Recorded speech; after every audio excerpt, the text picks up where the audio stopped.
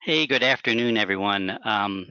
We're going to wait a couple minutes. People are still logging in, so we're going to give them a minute or two. I know it's about 1 o'clock now, but we'll get started in a minute or two.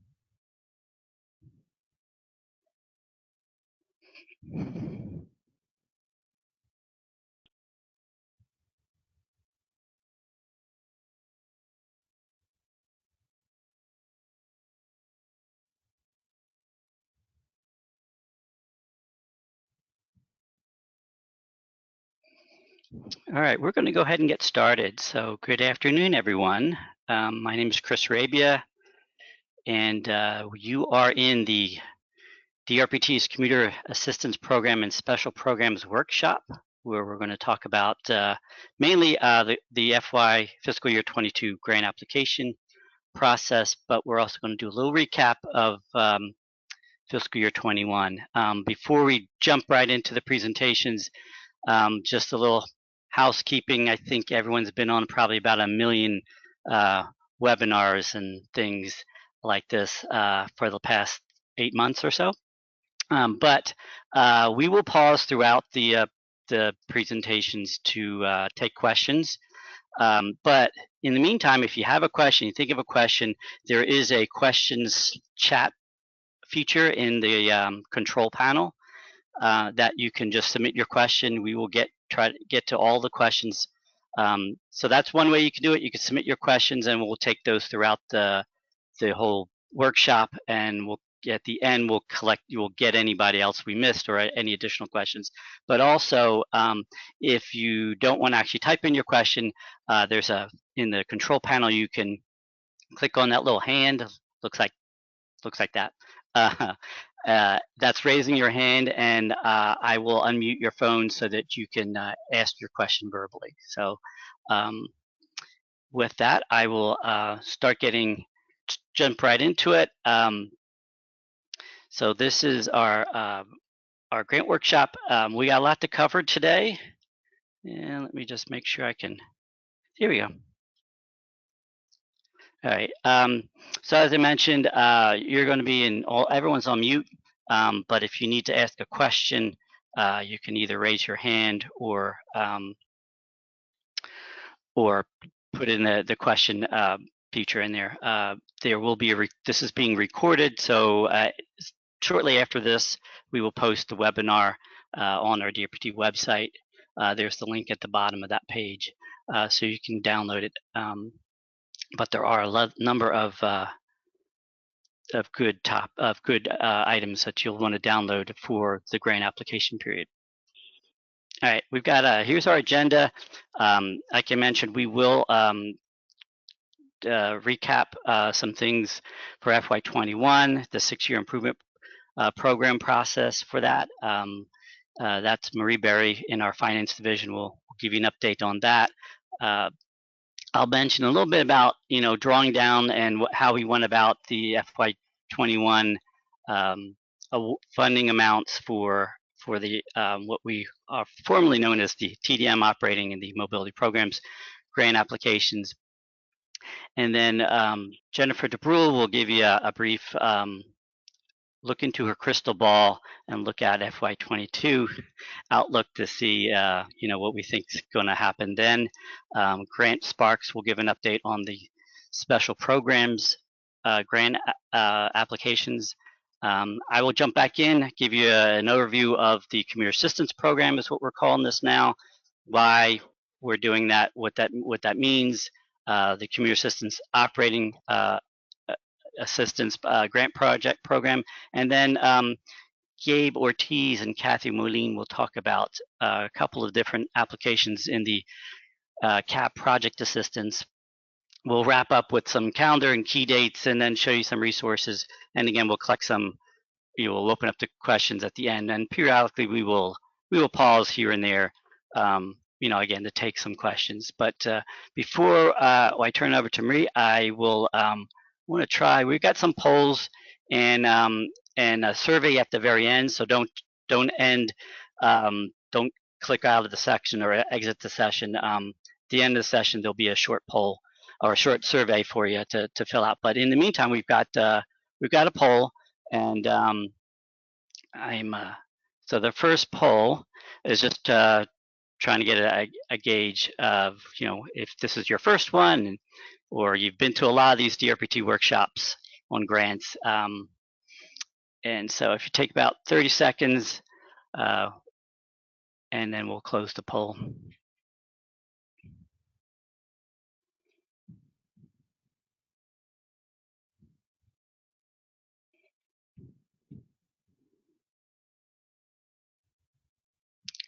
All right, looks like most of you have been to about 2 or 5 of these workshops. That's over half of the attendees today. About 22% more than 10. So we've got some folks that could probably do these presentations for us.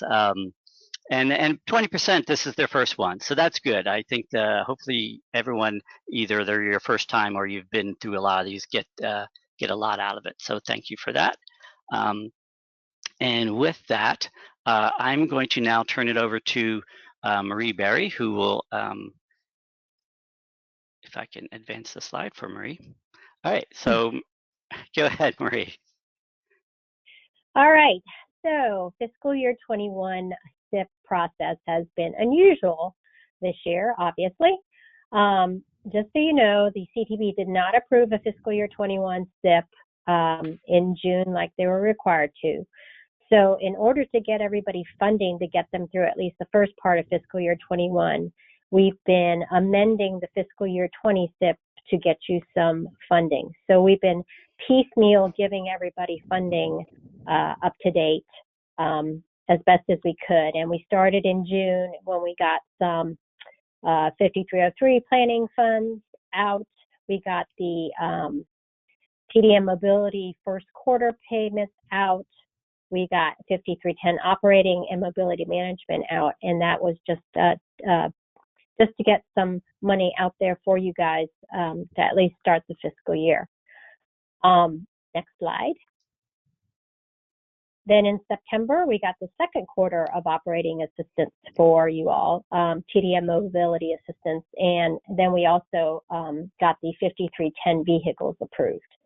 And so you know, TDM mobility assistance is now going to be called CAP going forward, but since we were just extending the old SYIP, we're just using the old verbiage here.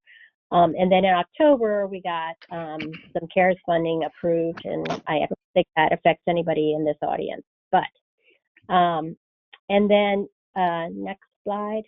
Can't remember if I put this on here. Okay, so next week, they are going to actually officially approve the fiscal year 21 SYIP.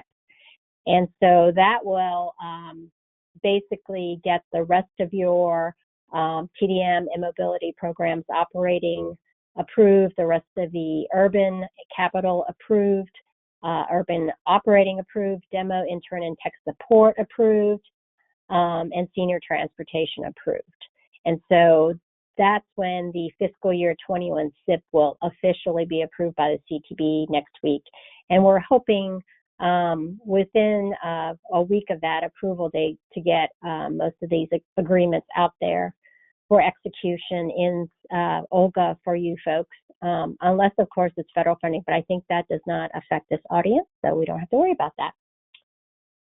Next slide.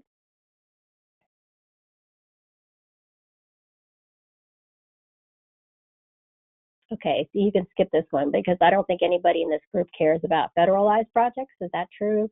Okay, so in order to get funding, of course, everybody needs to make sure their OLGA information is up to date.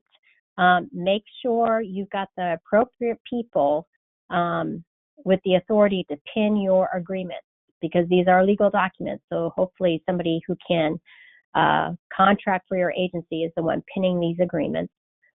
Also, just make sure that whoever your master user is has the ability to set up notifications to anybody they want to. So if we post a contract, we can have the notifications go to more than just the master user. So just make sure that all the people that need to be notified when we start posting these agreements are appropriately set up in your OLGA system to receive these notifications. Also, we had a new state master agreement in 2020, and I believe most everybody has already executed that. And the fully executed new state master agreements are actually available to everyone in OLGA. So let me know if you can't see it, but you should be able to see your fully executed state master agreements in OLGA. So we kind of had to do that because we couldn't really mail anything back because we weren't able to get these things in person and have them physically signed. So you should be able to see that in OLGA. And then I think that's, yeah. So for fiscal year 22 SYIP, we're really hoping we have a normal year. So I think at the end of this whole webinar, there's going to be a more detailed calendar. But basically, as usual, we're going to have applications due February 1st.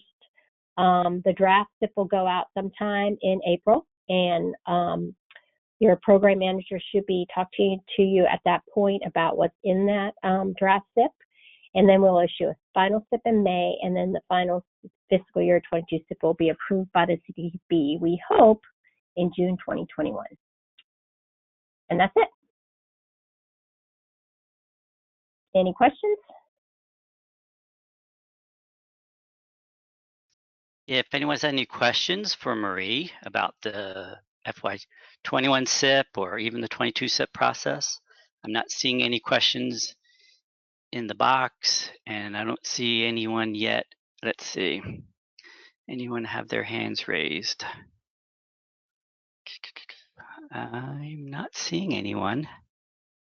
Marie, you must have done such a good job. They don't have any questions. But if you think of any during the rest of these presentations, you can certainly enter your questions at any time in the question box.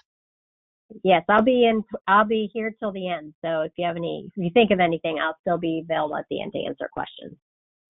All right, thanks, Marie. All right. I just want to talk real quickly about how we went about the FY21 amounts. So I think we've spoken to everybody, certainly by this point, but we started the whole grant process for fiscal year 21 as a normal grant process. And then the pandemic kind of slammed us just as we were getting to the point where we were making our recommendations for grant funding.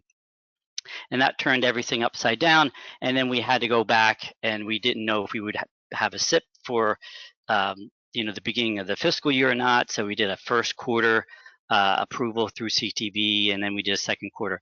And so what we tried to do during this whole time is keep you guys operational, maintain a funding level for your project staff at the fiscal year 20 level. So no increasing staff or staff hours and staff time, but just kind of maintaining that so you can do the basic functions. We know things, got upended, and a lot of what you planned on doing didn't materialize because of COVID.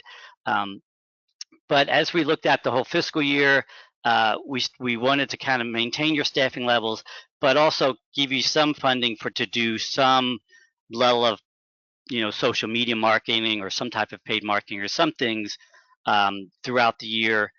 Make sure you had some key memberships funding for that, and continue your training. A lot of folks were in the Commuter Choice Certificate training. We wanted to make sure you can continue on with that. But it's certainly a smaller budget. If you've looked out at our website or the CTB site, you'll see that you could see the draft amounts there, or the amounts that are in the SYIP. But that's kind of what we did. We really kind of looked at what the needs, the basic needs are. We know that a lot of things just didn't happen, but that's kind of we went through it.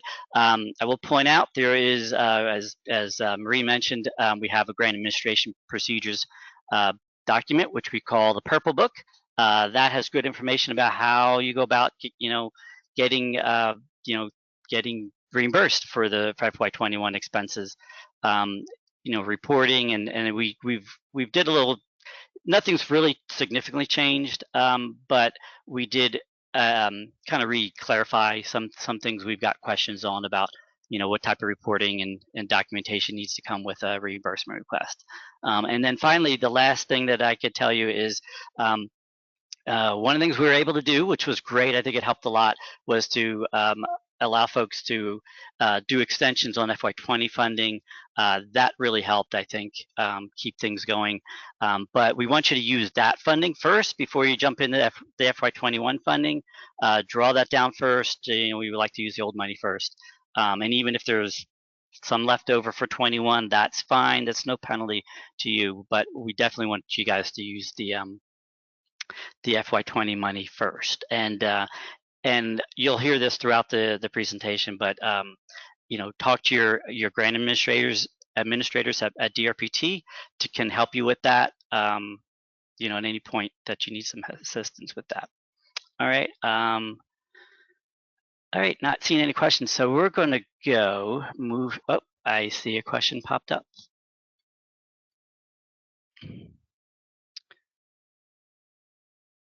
All right. I was about ready to get there. Hang on a sec. Okay, Jen, you're unmuted.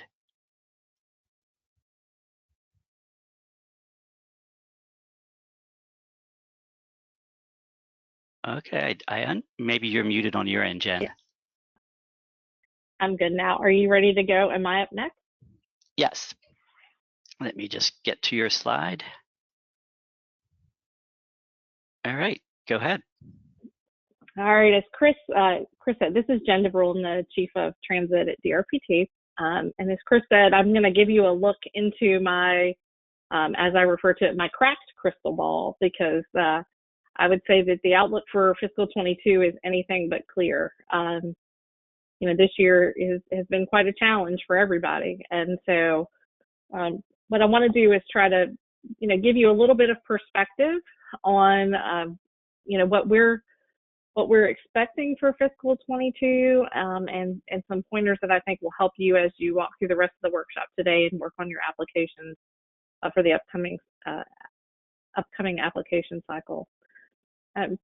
One of the things that that we have that has really helped us get through this year and help us get to the point where we have been able to produce a fiscal 21 program is some language that was included in the state budget that has provided some flexibility that enables us to work really outside of the parameters of our normal funding percentages and how our funds normally flow to our programs.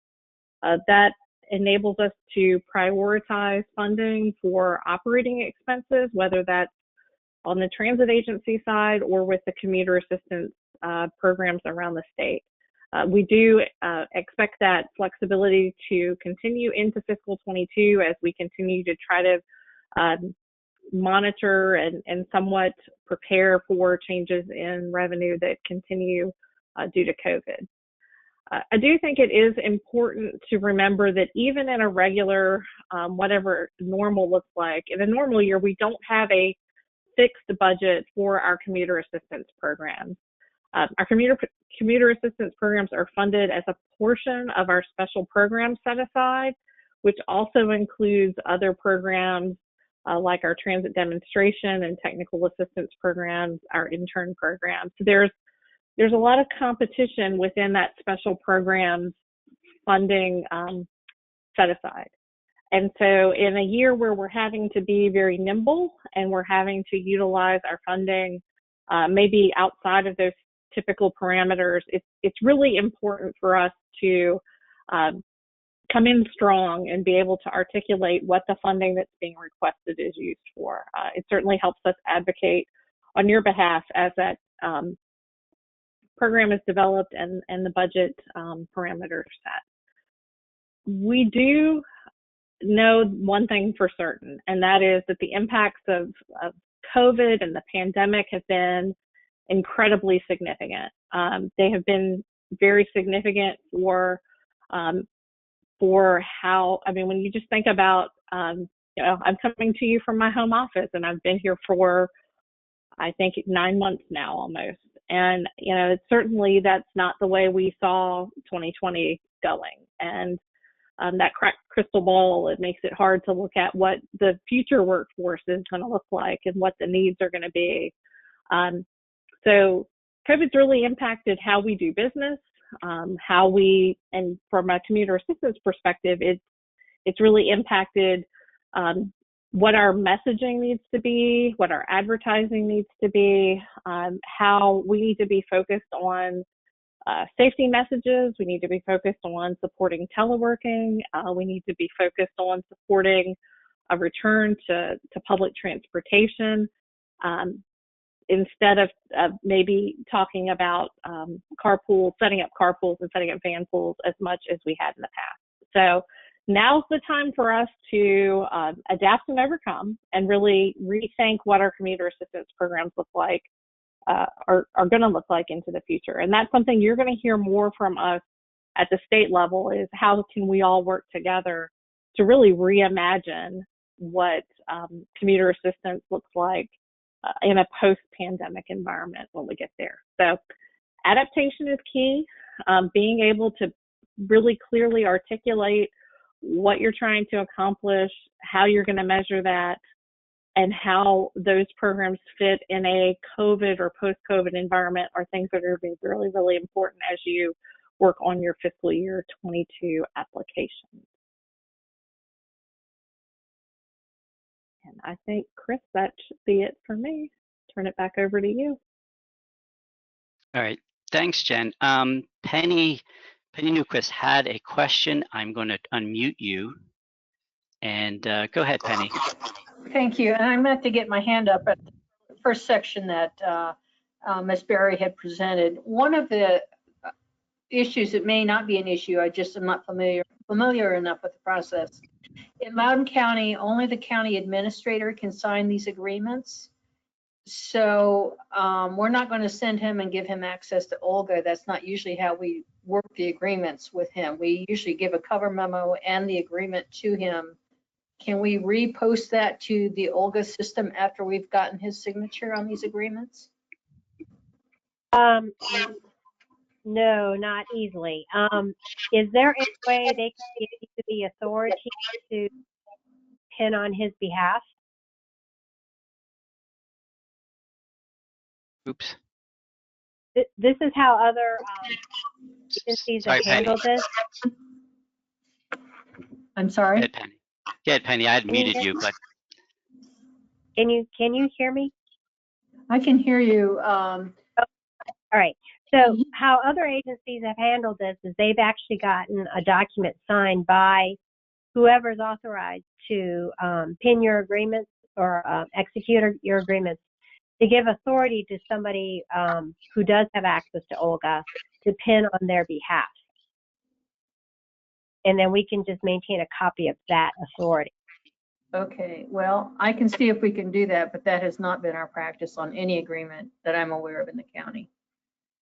But we can try that. But you're saying to upload the signed agreement is very difficult. Is that what you're saying? Yes, yes, because it starts on our end and it goes through a review process, so we can't upload a document outside a controlled environment. Okay. Okay, that's good to know. We'll see Okay. Thank you. All right, thanks. Thanks for that question. Thanks, Marie. I'm not seeing. There was a question in the question thing poll earlier in the question section about the purple book, the Grant Administration Procedures book.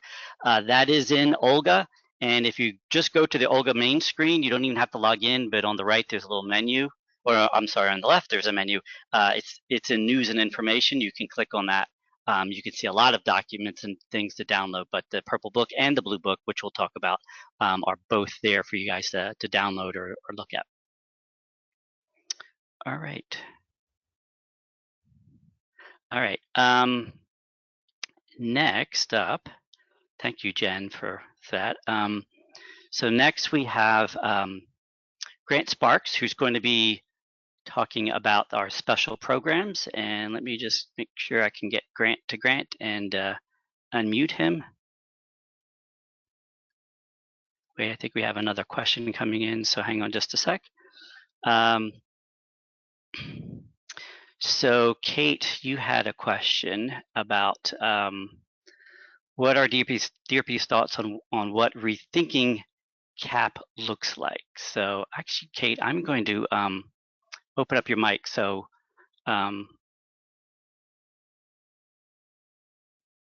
okay. Can you hear me, Chris? Yeah, I can hear you now. So what exactly do you mean? Were you thinking the CAP? Was that something that Jen mentioned about kind of rethinking what we do?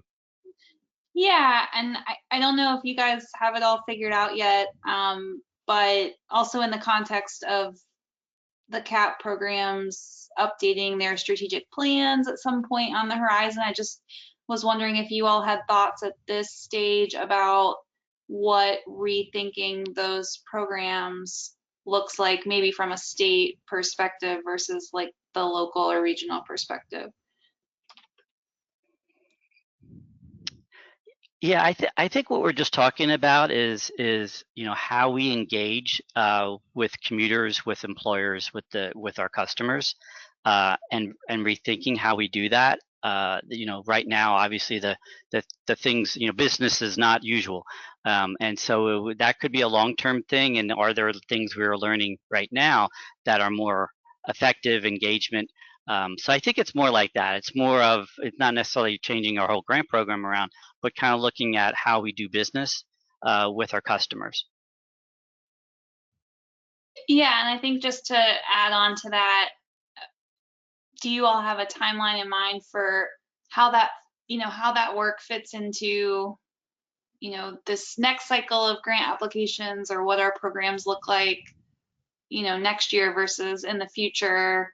And would DRPT be able to provide support as we kind of work through how we might be kind of transforming or adapting to some of the changing landscape? Sure. So not to tip our hand for things coming up in the presentation, but we do, through the application process for our fiscal year 22, we do ask questions about how you might change, or how you're looking at COVID, since it's still going to be around probably in some form, and about how you're adapting. So there is an opportunity, but we don't have any new grant program parameters or things that says, okay, you have to do this or you have to do that. But I think there is some opportunity in the application to kind of explore some of those things, so that engages us into kind of looking at some new things and those conversations that we were talking about. Awesome, thank you. Okay, thank you. Okay, all right, Grant. Grant, I unmuted you, so Grant's going to talk about our special programs. All right, thanks, Chris, and good afternoon, everyone. My name is Grant Sparks, and I am the Manager of Transit Planning and Corridor Development for DRPT. And I'll be presenting a brief overview of our special programs, which include the Public Transportation Intern Program, the Technical Assistance Program, and the Demonstration Project Assistance Program. Prior to FY21, we did make a number of changes to these programs, but there were no changes made for FY22, so this should be more refresher information. Next slide. Yep, thank you. So first, the Public Transportation Intern Program. The goal of this program is to support the hiring of interns who are interested in pursuing careers in public transportation, and enable these individuals to gain experience through quality hands-on work at the local level. The match rate for this program is 80% state and 20% local match, and it's available to a number of eligible organizations, including commuter assistance program operators, as well as transit agencies, local governments, PDCs, NPOs, and human service agencies that are involved in rural transit. Eligible expenses under this program include wages, fringe benefits, training, as well as travel that does not exceed the GSA rates. In terms of wages, we do have a set rate of $20 per hour for our intern grants.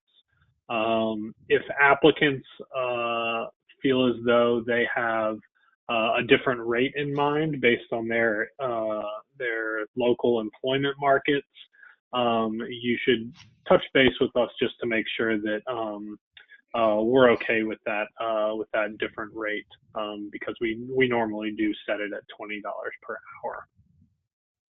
Next slide, Chris. So as I mentioned earlier, we introduced this new scoring rubric for our special programs in FY21, and the applications in Olga kind of align with the evaluation criteria that you see in the table on the right. Just to quickly highlight each of these scoring criteria.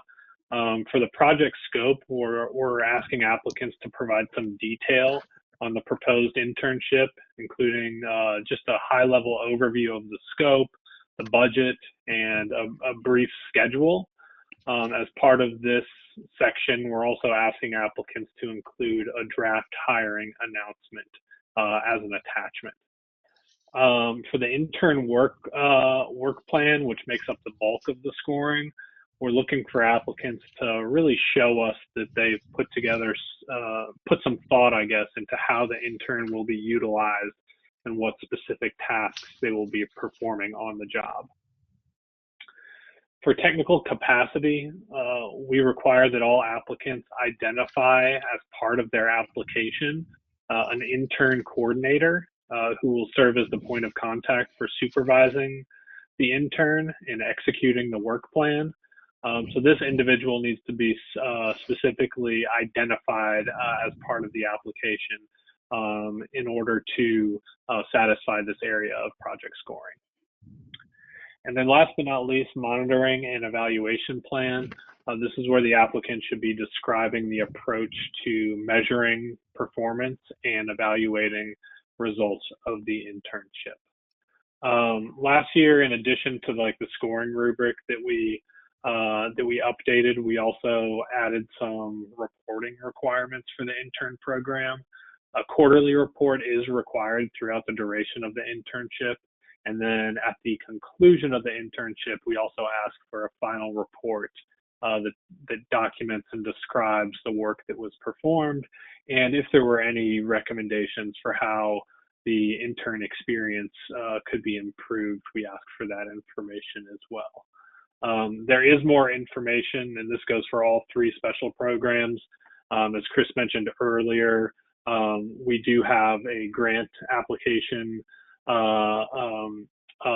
document or resource known as the Blue Book that's on our website, and it kind of walks through the details of each of these programs and eligibility and and stuff of that nature. So please use that as a resource, or feel free to reach out to myself or Chris if you have any specific questions on any of these programs. Next slide, Chris. So next up, we have our technical assistance program, which supports transit studies, plans, and research to help improve and evaluate public transportation or commuter assistance services. Such projects may include studies, plans, and technical evaluations, feasibility studies for any major capital projects or innovation projects if your agency might have those. It could support studies that help meet federal requirements. This is more for transit agencies who need to comply with transit asset management requirements, as well as public transportation agency safety plans, or PTASP. And then also eligible projects include TDM plans and transit strategic plans and transit development plans. The eligible applicants are the same as the intern program. So commuter assistance program operators are eligible to apply for technical assistance. And the match rate for this program is 50% state, 50% local. One quick note on the local match for this program. We do have, or we do accept the use or leveraging of federal or other non-local sources to help cover an agency's 50% obligation. So if you do, I'm not sure if any of you have access to federal planning dollars, but if you do, you may use those as leverage on your application, with one caveat, and that's that a minimum of 4% local match is required, and that goes for all of our grant programs. A minimum 4% local match is required. Next slide. So the evaluation criteria for the technical assistance program is in the table on the right. Just to quickly walk everyone through the different scoring criteria and what we're looking for. For project justification, we're asking that the applicant explain the need or the problem that the project will address. So why is this project necessary, and why is it necessary now? The bulk of this program scoring is determined under the project scope, which is where the applicant will need to describe the approach to addressing that need or problem identified in that first section. So we're really looking for the applicant to provide a clear understanding of the project and any desired outcomes. For technical capacity, this is where we're looking for the applicant to identify a project management team and the team's ability to execute the project. For project budget, basically we're just making sure that the project budget aligns with the scope of the project. And then for schedule and timeline, we're just looking for the applicant's ability to start and execute the scope within the proposed schedule. Last year, we did add some clarification regarding eligible activities under technical assistance. And I believe one of the changes that we did make was that bike share startups, which might be of interest to commuter assistance operators, unfortunately is no longer eligible under this grant program. That's a change that I believe we made last year. And so the guidance that we have posted on our website does reflect that change. Next slide, Chris. Last but not least, we have our demonstration project assistance program, which aims to incentivize the implementation of new transit services, as well as test innovative and non-traditional public transportation solutions. eligible applicants under this program are a little bit more limited than the intern and technical assistance programs. Transit agencies, local governments, PDCs, and MPOs are the eligible applicants for demo. Commuter assistance operators and really any other organization is eligible to partner with one of these 4 types of agencies. So if you have a project in mind that might be a good fit for our demonstration project assistance program, you may partner with your local transit agency or a local government, or if you're in an urbanized area, your MPO to put together an application. And for this program, the state will provide up to an 80% match, with the local match being 20%. Next slide. So we did break the demo program up into 2 different sub-program types last year. Type 1 demo projects are those that include the testing of new transit services, while Type 2 demo projects were more so focused on innovation and technology projects. We do clearly define some readiness and eligibility requirements specific to these sub-programs and lay those requirements out in the Blue Book. I'll also touch on them in the next slide. But first, just a few considerations regarding the scoring of projects. So you can see on the table on the right, this is our scoring rubric for demo projects. For the most part, it's the same as our technical assistance rubric, with a few key differences. One being that we ask applicants to provide a letter of support from the agency that provides matching funds. This is to demonstrate that there is a local or regional commitment for the project.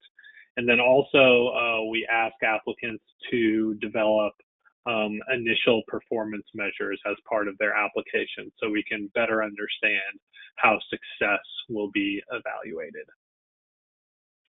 Next slide. And then my last slide, so just to provide a little bit more detail on these eligibility and readiness requirements for these 2 sub-programs. For Type 1 demo projects, which again is for new transit service, these can be deployed in areas or markets that are not currently served by public transportation, or they can be deployed as additional connections to areas that are already served by public transportation. Additionally, this is just a point of clarification. This program does not fund projects for any type of service that has been previously discontinued. That was a question that was brought up in the last grant cycle. And then the last bullet point, we're not really looking for traditional transit services that are eligible to be funded through our operating assistance programs, but rather we're encouraging applicants to kind of think outside the box and provide new ways of delivering transit services. So if any of you are familiar with microtransit, that's certainly one that we encourage applicants to kind of think about whether or not that's right for your community, or something else like that. For Type 2 innovation and technology deployments, this is where applicants are testing a proof of concept for use in public transit. Again, just some clarification based on some questions we received last year. This is really for emerging technologies and innovations in the transit industry, not for new technologies and solutions that will be deployed by the agency themselves. So for example, mobile ticketing might be seen as a new technology for a certain agency, but that's not a new technology for the transit industry. So projects like that are not eligible. We're looking for more cutting edge and innovative technologies and solutions through this program. And then the last bullet point, these technology and innovation deployments may be proposed in areas that are currently served by public transportation or in areas that do not have any transit services at all. So these projects could enhance an existing service, or they could help deploy transit solutions in new areas. And that is all I have, and I'll turn it back over to Chris. All right, thank you, Grant. I'm not seeing, but I'll pause here if anyone's got any questions about the special programs, about any one of those grant programs. Joe Bonanno, you had a couple questions, but I think Grant, as he was talking, seemed like he answered those questions for you. But if not, just let me know. All right. You must have done a great job, Grant. I don't see any questions. Wait, here comes one. As soon as I say that. Yep, Joe, yeah. So Grant, Joe said you answered his question, so great. All right. Well, thanks, Grant. And now we will continue on. Grant, I'm going to mute you just in case, but we can always go back if they have a question. All right. Here we go. Now we're going to get into the Commuter Assistance Program, grant program. And so there's a new logo for you, a new name. We're getting away from TDM, Transportation Demand Management, and so if you're familiar with Merit, we're basically doing a similar thing for what we used to call the TDM programs, as we did with Merit.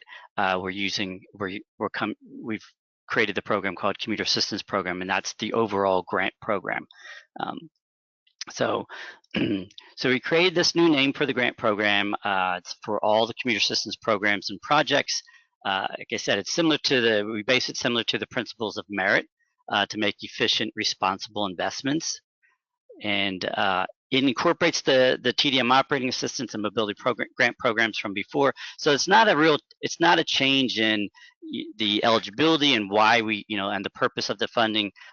It's more of a name change, but it's a way to sort of capture the program as a whole, even though we're continuing with two kind of within commuter assistance program, two grant funding pots of funding for you. So formerly the TDM operating, we're now calling it CAP operating assistance for commuter assistance program operating assistance. That was the typical TDM operating. And then instead of mobility programs, we're using CAP project assistance. But again, the purpose and goals of these grant programs remain the same. There's nothing, no big changes in that regards. It's just more of a name change, a way we can package our grant programs into something that's easier to explain to people who don't know what we do and why we do it. And so that's kind of really, the bulk of it. So you're probably asking, well, why? Why did we do this? Well, there was some confusion with the mobility programs name with some other grant programs that use mobility. So the 5310 and the mobility management grant programs or federal programs use mobility frequently in those programs. So senior mobility and that sort of thing. And so there was confusion with the grant programs, and we would have folks trying to apply for those grants, those federal grants in our mobility programs grant applications. So we had a big discussion, actually several, and decided, well, let's avoid that confusion and just change the name. But when we were looking at changing the name of mobility programs and coming up with things, we took a bigger look at using the TDM acronym and Transportation Demand Management. And while that is certainly a valid explanation of what we do. As you know, TDM is huge. It covers everything from, you know, bus-only lanes to express lanes, managed lanes, to signal timing, to park and ride lots, and things that DRPT doesn't even do or doesn't fund. So it was a very broad term, and really we kind of condensed this down to what is it that we fund regularly. And what we fund regularly are commuter assistance programs. In fact, some of you have commuter assistance program or some variation of that in your program name that you do, that you put out there to the public.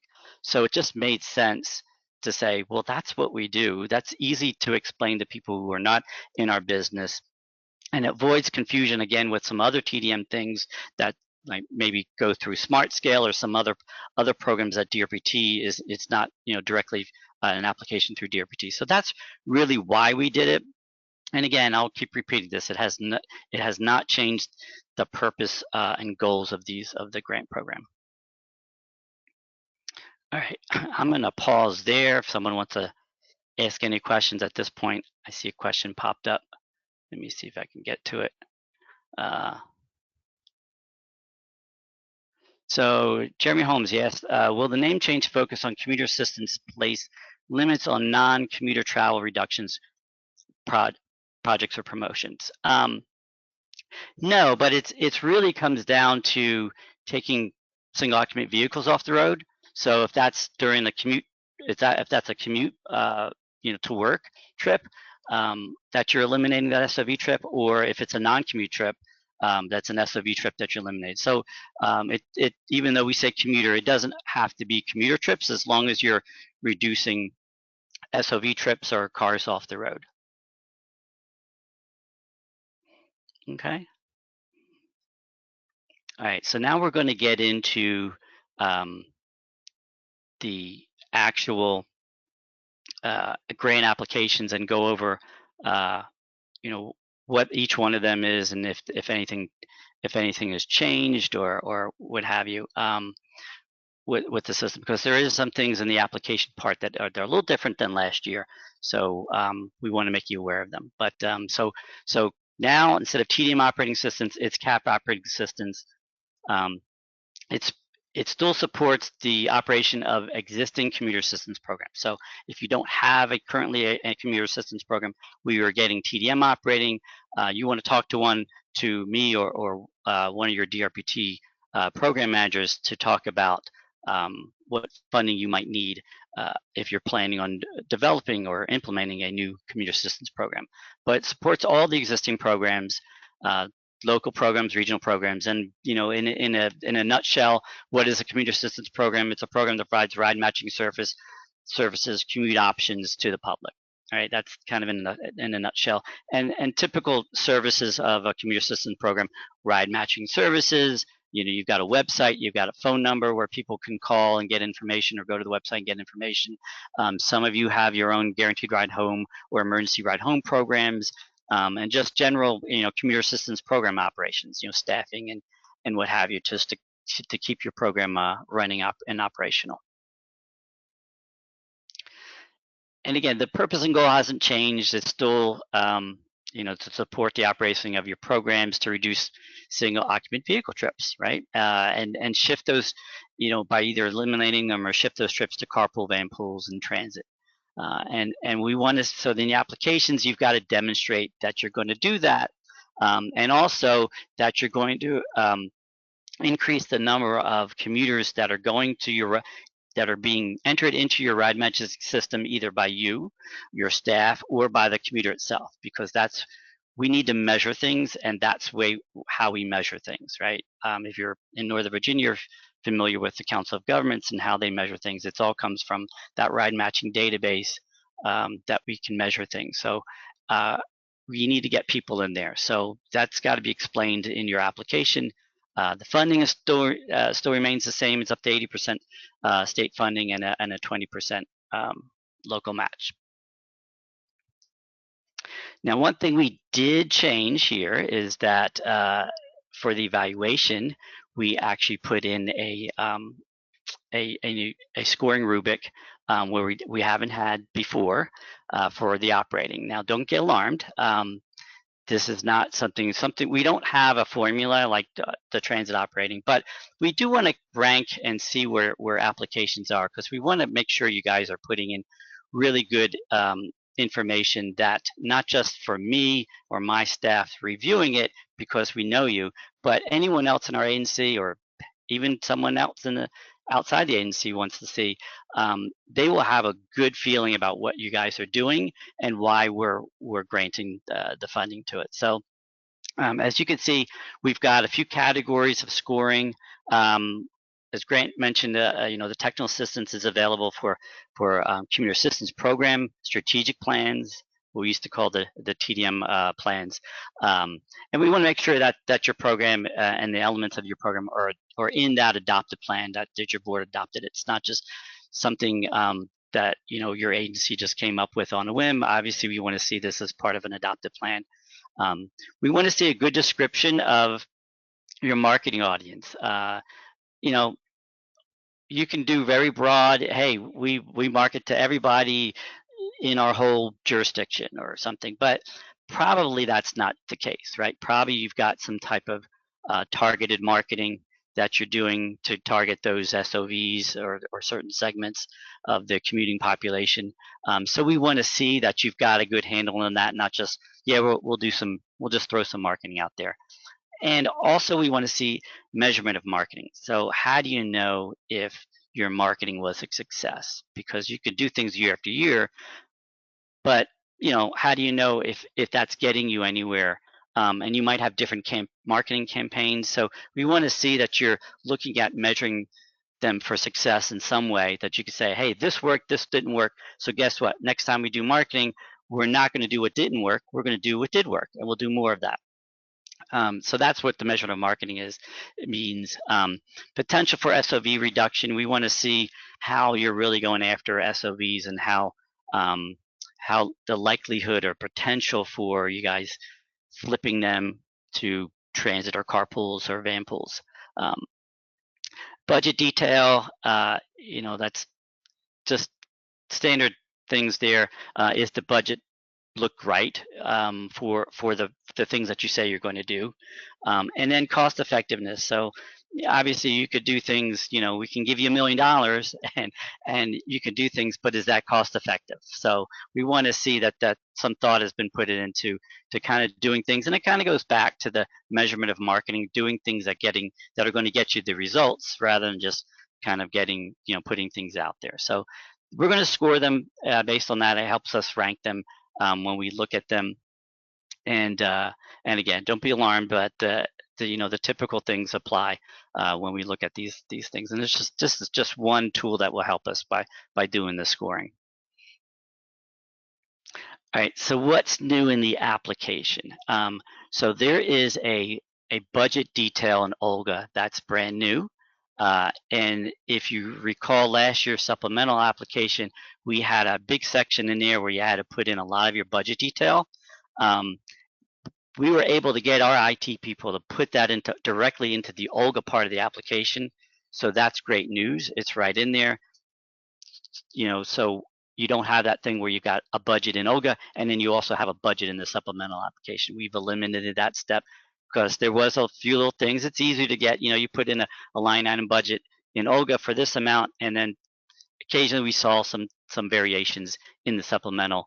That'll eliminate that confusion, but also it allows you to put right next to that detail what exactly you're going to spend that money on. So it's right there next to that line item. It helps us review those applications so we know we don't have to go back and forth with you guys on asking a lot of questions. So that's the biggest thing in Olga. And then we didn't get everything put into Olga, the Olga part of the application, so there's still a supplemental application to fill out. I'm going to kind of quickly go through that, but that is it's changed from last year, but at least the budget part is actually now in Olga, so you don't have to look at that. Speaking of the budget part, this is just a screenshot of Olga, the application in Olga, and this is the same thing that you're going to see in the CAP project assistance grant. So it's the same for both. So you could see when you go into the budget tab, you're going to add in your expense item, the amount, and then you're going to list the expenses. What do you spend it on? More detail, they're better. If you're doing, like, there's an example of dues and subscriptions. If you're applying to join, be members of certain things, put the amounts in there so that we know that we can see they total the total amount for that line item. If you've got staffing, we want to know the staff names, and just some time information on how much they're going to be spending, being charged the project. So this gets you all that detail you were putting in last year in the supplemental application right there in Olga. And so I think it's going to help, certainly going to help us for reviewing, but hopefully it helps you guys too. And one thing I'll mention, if you see in the screenshot above, there's revenues. You don't quite see the revenues. Do not put in your local match. I think last year was the first year, I think, where no one did that. And of course, I should knock on wood when I say that, but don't put in your local match there. That'll get calculated. If you see at the bottom of that slide, the funding, it now shows you the local match that you're required to get and the grant amount based on the total amount of all the expenses you entered in. So just want to reiterate that. Don't enter the local grant amount. All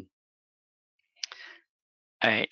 Now more details on the eligibility requirements and all that, as far as the operating grant goes, and even some more clarification on how we evaluate your applications are in the Transit and Commuter Assistance Grant Applications Manual. We also refer to it as the Blue Book because it's a lot shorter to say Blue Book than Transit and Commuter Assistance Grant Applications Manual.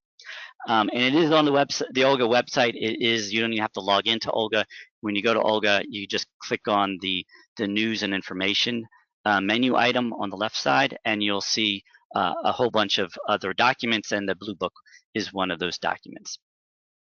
Now I'm going to try something really tricky here. I'm trying to get out of this and go into the actual supplemental application.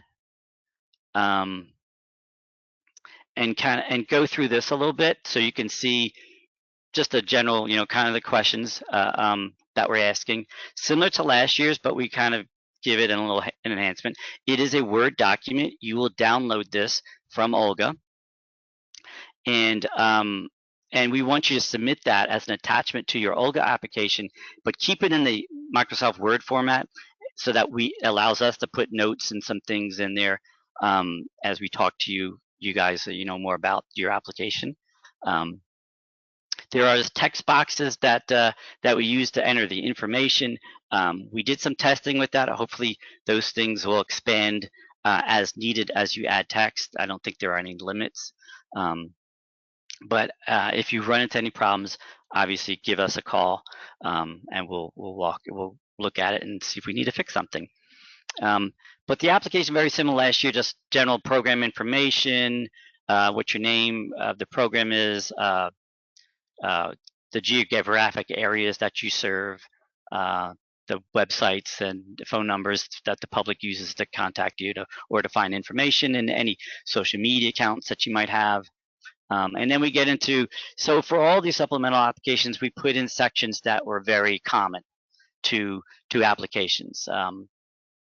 But it also, and I'll show you at the end, it also gives you room to add to that in case we didn't put in the section that you have some information on.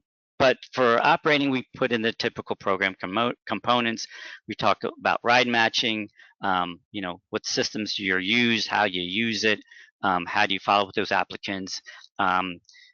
We sprinkled in into these supplemental applications, some thinking about baselines and goals, and here's one of the goals. What is the goal for the new number of applicants into the ride matching system? These programs, you every year, I'm sure you want to engage or work with more and more commuters, but it's good to set goals on, okay, well, how many are we going to get to actually say they need some ride matching and want to know their commute options. General information on the operating, what is what does your commuter assistance program do, and how does it do it? And then impacts of COVID. This is kind of, Kate, I think this kind of gets a little bit to what you were talking about. We don't have answers for next year. I mean, Jen looked into her crystal ball, and darn it, she couldn't tell us exactly what's going to happen in fiscal year 22. And so, but we think the impacts of COVID will still be around. Yes, we're hearing a lot of good news about vaccines, but we're also hearing there's not enough vaccines initially to go around. There's going to be phasing of that. That can take months.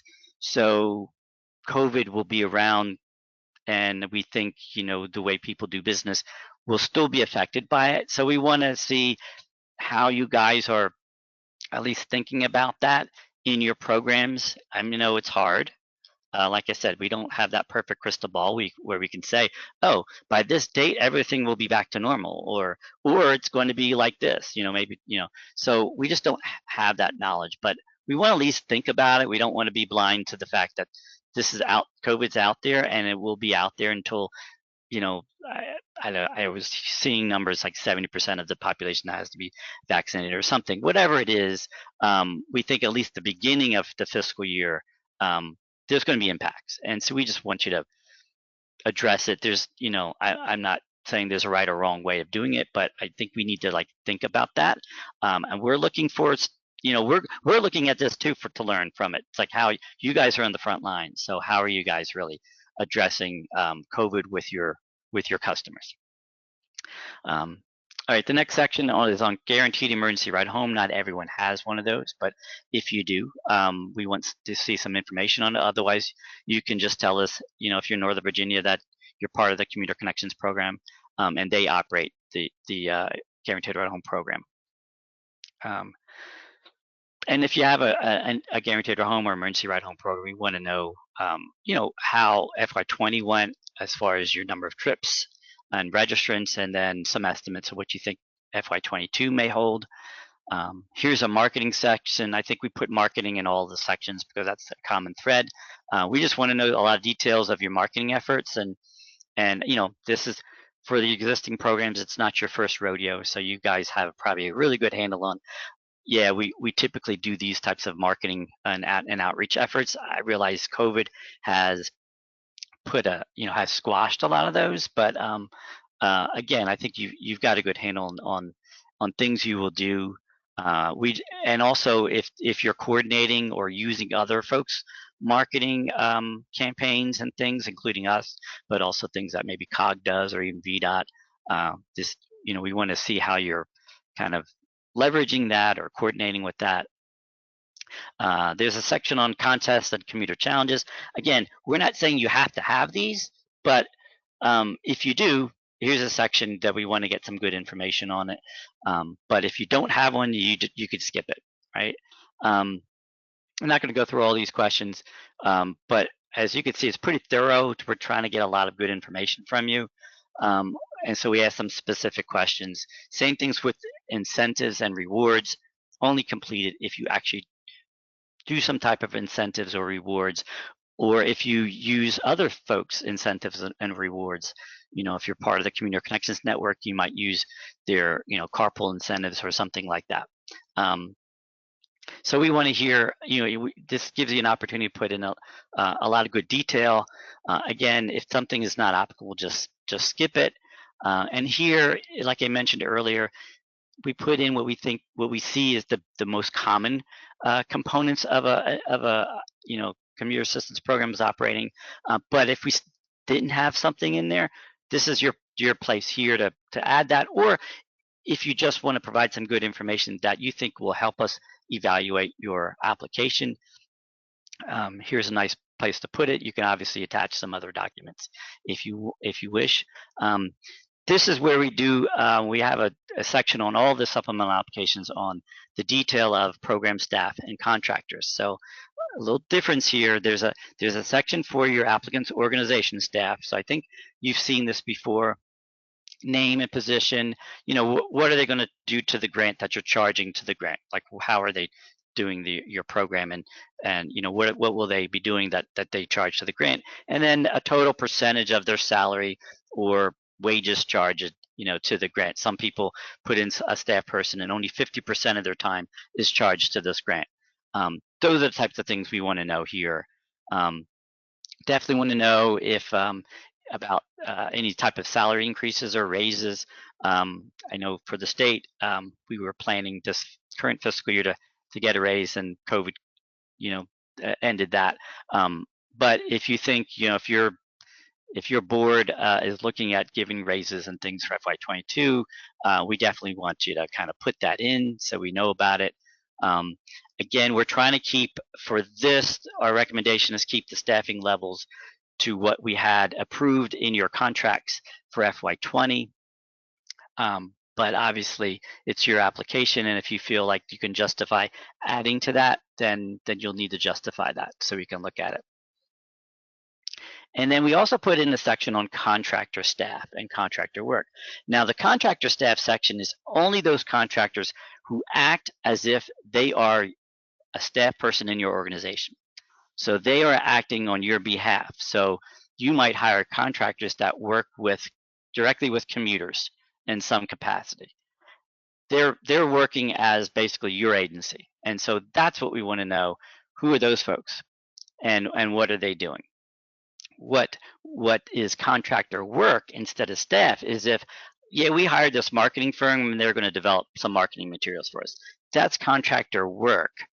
That's not staff, because they're not engaging directly with the public, right? They're performing a service or producing something for you.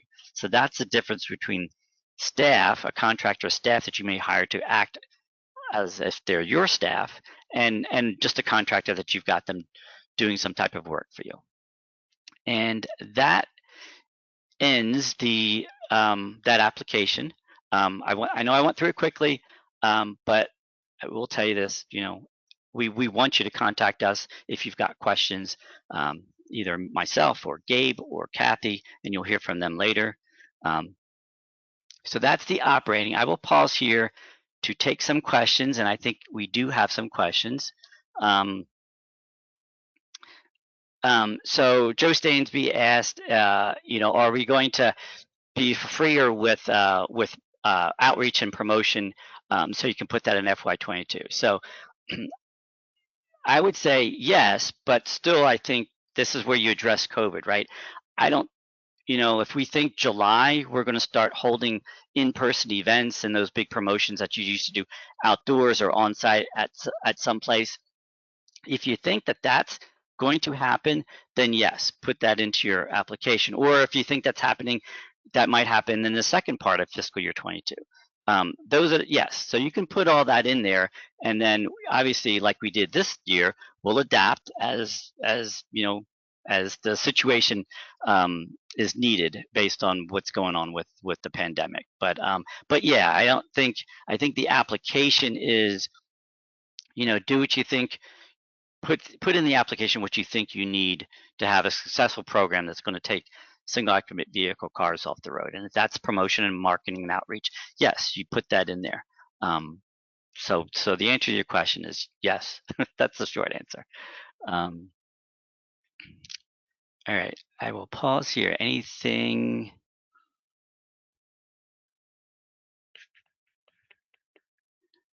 Anything else? Anyone else have a question? I'm not seeing any questions.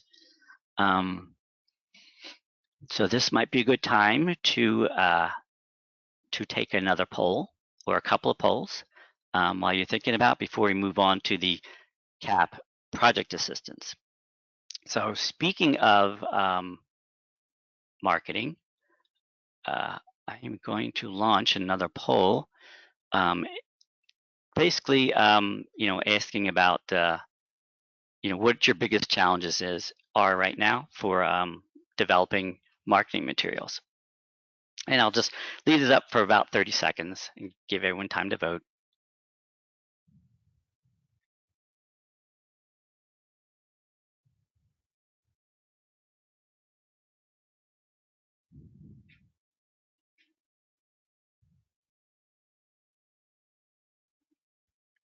All right, that's 30 seconds. People still answering. So it's pretty even between developing assistance, developing the challenges, or challenges developing concepts, or none. It's about 30% each.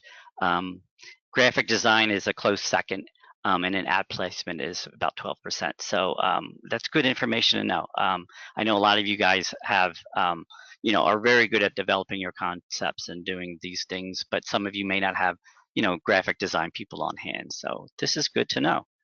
All right, I am going to close this poll. And then I'm going to put out a second poll. So this is a follow-up poll of, okay, so is there anything that DRPT can help you with? And what, so we can help you with any of these things. And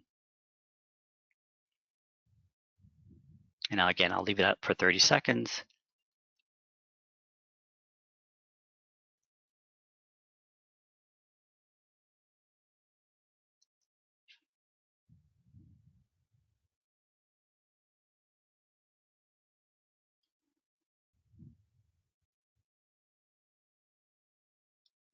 All right, so 30 seconds is up. So almost 60% of you folks would like us to just develop an ad, give it to you, you just drop your logo in and then place it. That's great, because we've been doing a little bit of that, and that's good knowledge for us in the future. We were talking internally about how much more we can do that, so I think that's a good thing to know. 38%, again, going back to the first question, the prior poll, just some help with the concept and messaging. That has been really crucial during this whole pandemic, because we couldn't say things like, hey, join a carpool, when businesses had sent their employees home to work. And then even when they start opening businesses back up, that fear of social distancing, not social distancing in a vehicle. So we had to change a lot of our concepts and messaging. And Miriam Foster here at DRPT helped some of you folks with that. We'd love to continue that engagement. And it's good to have kind of common concepts too. So that's good. And then 21% some graphic design, 10% ad placement. So good information for us. We will take this back. Again, we've had some conversations already about how can we help you guys. So this certainly helps us with that. Where some areas are where we can help and coordinate. All right, a couple more questions came in. Does employer outreach fall under CAP project assistance or CAP project operating assistance, Anna? Wow, Anna, that's a good segue. Yes, it falls under the CAP project assistance, and in a minute I will turn it over to Gabe to go over that. So, and then Kate Gibson asked, for contract work, is it okay if you have not selected a contractor but include the scope of the work for forthcoming RFP? Yes. So if you by the time you do your application, which is starting now, if you haven't selected contractors to do some work, at least explain what work they're going to do. And if you have a general scope ready or a draft scope, we'd love to see that. So that way it gives us an idea of what you're going to be outsourcing, and it gives us an idea of what they'll be doing. All right. And Kelly Woodward, has your annual ride matching section, as we do not actually do ride matching except for a specific project. So so if you're not doing ride matching, you're probably looking at a CAP project assistance grant that better matches what you actually do.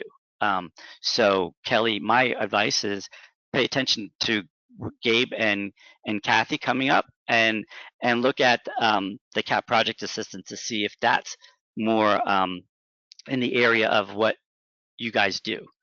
All right, and then Karen Taylor, a couple questions. Should we promote carpooling vanity for next fiscal year? Well, that crystal ball just did not give us a yes or no answer on that. Maybe we need to shake up that crazy 8-ball. But I think, again,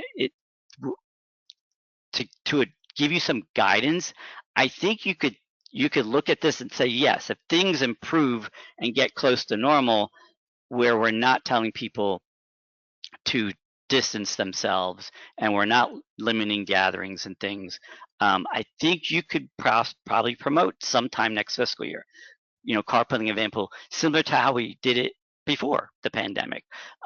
When that is, I don't know.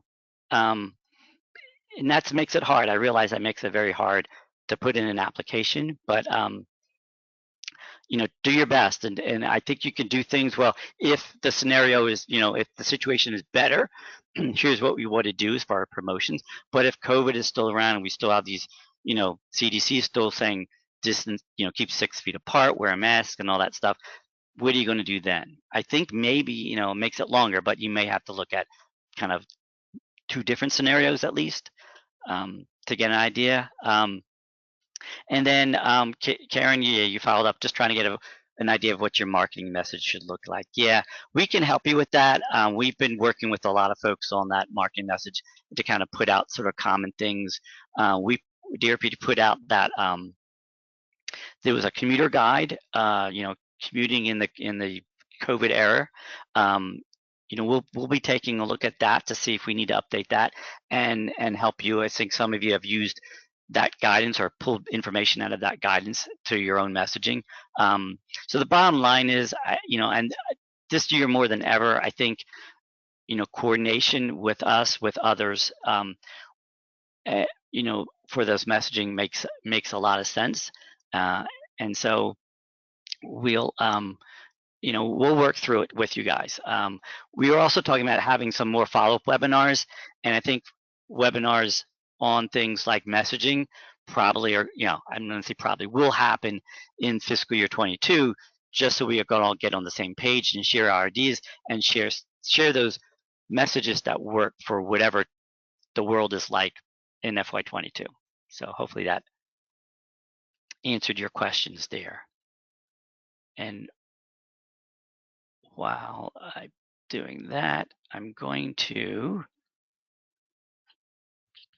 go back to the slideshow. All right.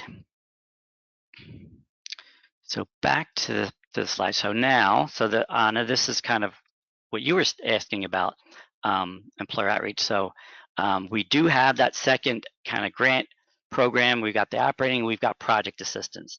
And project assistance is basically anything else that you're doing that reduces single occupant vehicle trips, right?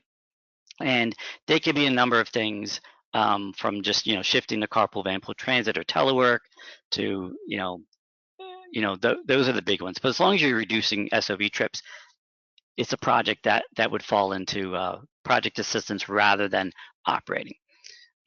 Funding amounts still stay the same, up to 80% state, 20% local match.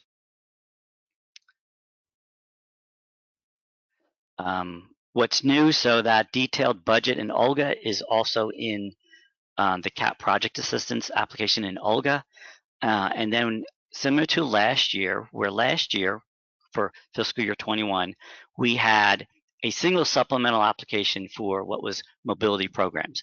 Now it's project assistance, and we actually broke it out into 3 supplemental applications for the 3 main projects that we were receiving applications: employer outreach, telework, and van pooling.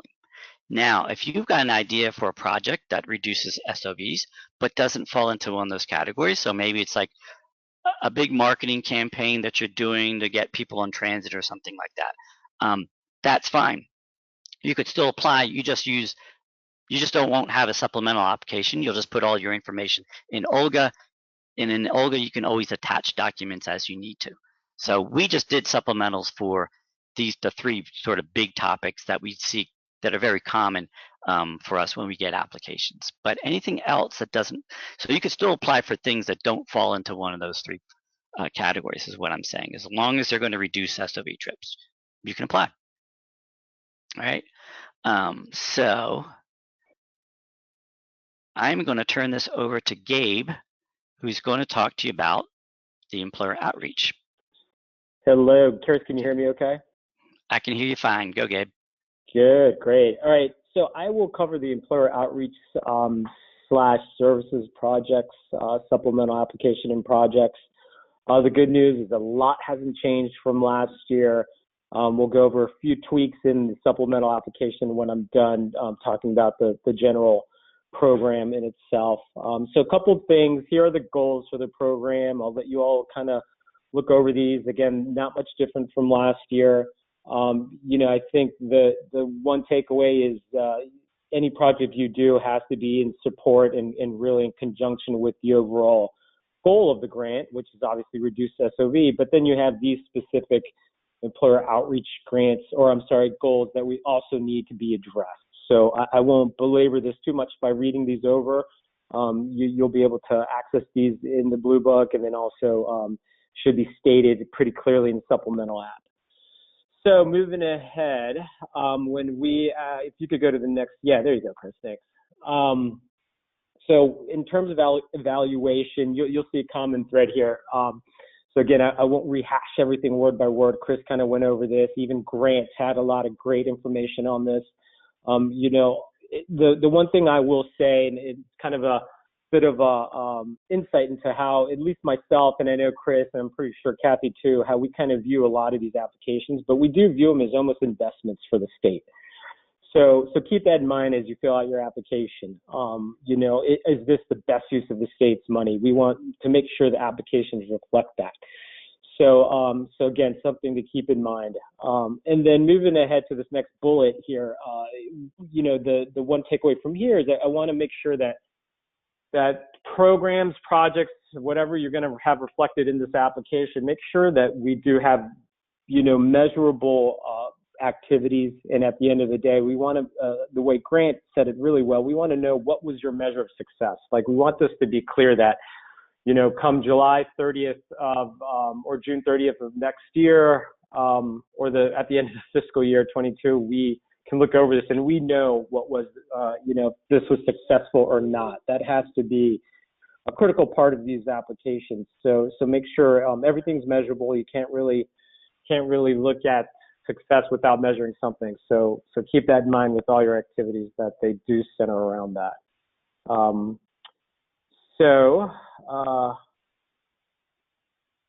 I think, Chris, are we pulling up the supplemental application next?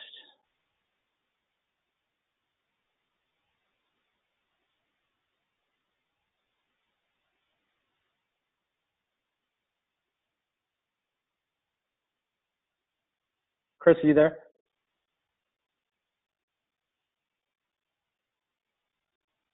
There we go.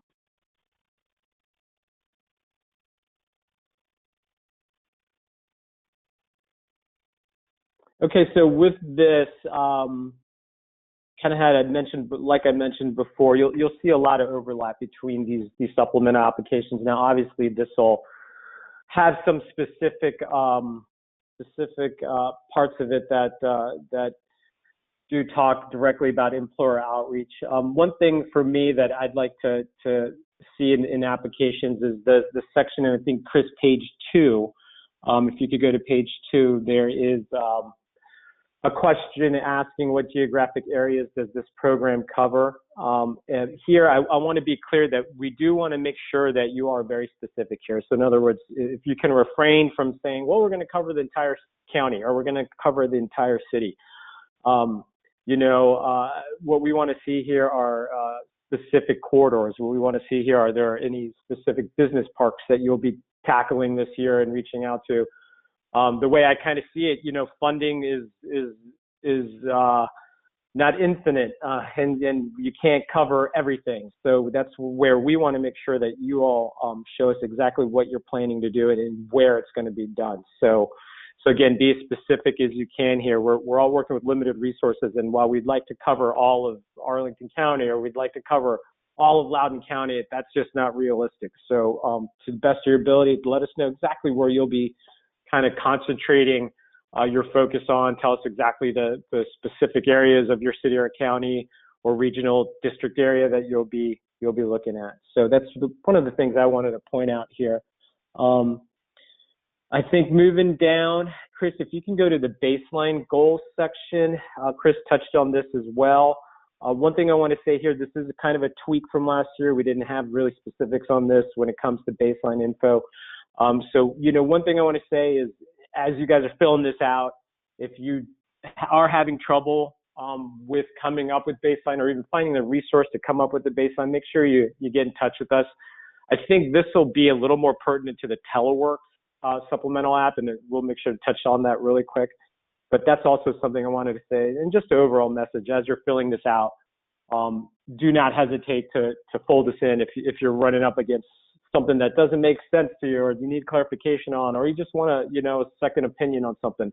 By all means, let's set up a time or email, whatever works for you, to either contact myself or Kathy or Chris. So I think the other major difference with this application, and Chris, if you could go down to the VDOT Employer Outreach section, so that'll probably be the last page.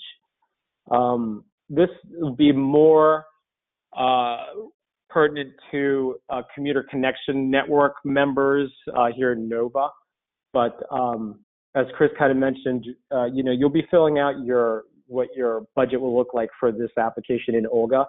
And if some of you all remember, we had you also give us some detail on your VDOT Employer Outreach rates. Again, this doesn't apply to you if you are not a Commuter Connection, or in Northern Virginia, I'm sorry.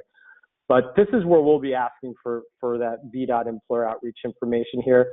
We'll essentially be asking you to give us exactly where you're giving us in Olga for the DRPT grant. We'll be asking for that here in the VDOT grant. So one thing that I hope doesn't throw anybody for a loop, but for us, so we can kind of compare apples to apples, for the account line item, we'll be asking that you use the DRPT account line items that we have and that you grab directly from Olga. We actually have a document that you can use if you need it. It's an Excel document that lists all of these, all the account line items. So if you need that, definitely let me know. Again, if this section is just not making sense to you, let me know as you get to it, and we can work together to have it filled out, but it should be pretty self-explanatory. So Chris, that's all I had for the supplemental app, unless you had something you wanted to add or something that I didn't go over in detail enough. And if not, you can move on to the next slide. No, great stuff, Gabe. I'm going to start taking some of these questions, but I want to just reiterate what Gabe said. So if you're in Northern Virginia and you get funding from VDOT for employer outreach, you do not put that funding into the Olga portion of the application. But we definitely want you to put it into the supplemental application, which is what you see here. So just wanted, we can't emphasize that enough. So we experimented with that. Yeah, we experimented with that 1 year in FY20, and but the idea here is, as Gabe's saying, so we share information. We talk to VDOT regularly, and they always say, what do they do with your funding, and how do these two line up? And we say the same thing. So this helps us with those conversations. All right. And then Gabe, I think there are some questions. So I'm going to get going to kind of go. Let's see here. Let me get the next in line. All right. So Melissa McMahon had a question on how can we demonstrate efficient, effective. So I don't know if Gabe, you want to tackle that, or I can jump in. Yeah, I don't think I'm getting that. Do you have an idea what she means? Yeah. So obviously efficient is not just throwing everything up against the wall to see what sticks. Is to have a more targeted, more strategic approach to say, hey, we know this works and this doesn't, so that's what we're going to do, the things that work. So we're just not going to, like I said, throw everything up. So that's kind of the efficiency of it. And then looking at there's numbers there for trip reduction that we're going to be looking at, and just like the Council of Governments does, and there's a cost per trip reduce and things. So looking at it that way and being efficient, which means you got to be effective, right? You got to do the things that are effective and not just kind of broad brushstrokes. So yeah, it's not a scientific measurable thing, except for at the end of the day we can measure trips reduced and then the total cost, and that gives us some type of efficiency number. And then more questions from Melissa. We discussed that DRPT is hoping to align measures with other entities such as VDOT and COG. Are those the measures you're looking for? I think Gabe, you can handle that one. Yeah, I mean, across the board, we haven't formalized that yet. But when you're looking at what the goals are, there really are only so many of those kind of final outcomes, if you want to say whatever kind of performance terms we're talking about, performance measurement terms, but there's only so many we can really draw upon when you're talking directly with employer outreach. You also see that within the supplemental application, we do, especially for the commuter, well, no, this is statewide. I keep getting mixed up, but we do ask for employer levels and how many you're starting the year off with and how many you're going to end up with, or how many you think you'll end up with. So to answer your question directly, Melissa, why we haven't really put them in concrete and formalized them, again, we're looking for the standard kind of performance measures that you can really only get from the goals that we have kind of stated here. And again, the supplemental app should kind of steer you towards exactly what we're looking for or really close to it. So hopefully that answers your question. If not, we can definitely talk offline. Yeah, just to reemphasize some of the things Gabe said. So yeah, our goal is, so right now we are doing things for the same reason. So VDOT, Northern Virginia Employer Outreach Funding, COGS, the Employer Outreach Transportation Emission Reduction Measure, those are all the same purposes that DRPT has for our grant program, which is to get employers to do things that get their employees not to drive alone to the office. So things like transit benefits, van pool benefits, to provide them benefits, or even, from low cost things to, encouraging them to carpool, van pool, and use transit. So those are all the same things. And yes, we are trying to get it, so that it's very apparent that we're on the same page with reporting and everything as those entities. But it also applies to everywhere else in Virginia who wants to do or has an employer outreach program that they need funding from DRPT. It's that same thing of getting those employers to, and Gabe mentioned levels. So this was created years ago when I was at COG. These levels of basically of employer effort, from level 1, meaning very minimal effort on their part to get their employees out of their cars, to level 4 being, hey, they're doing transit benefits, van pool benefits, they may have, telework program and all of those things. And the idea is you shift them, you get them from level 1 all the way up to level 4.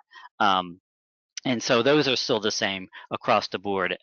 And I will show you where this is later on, but those levels are actually in Olga. And if you're not familiar with them, there's a document with the levels, and you can see for yourself what each level 1, 2, 3, 4, what that means for what the activities the employer is doing.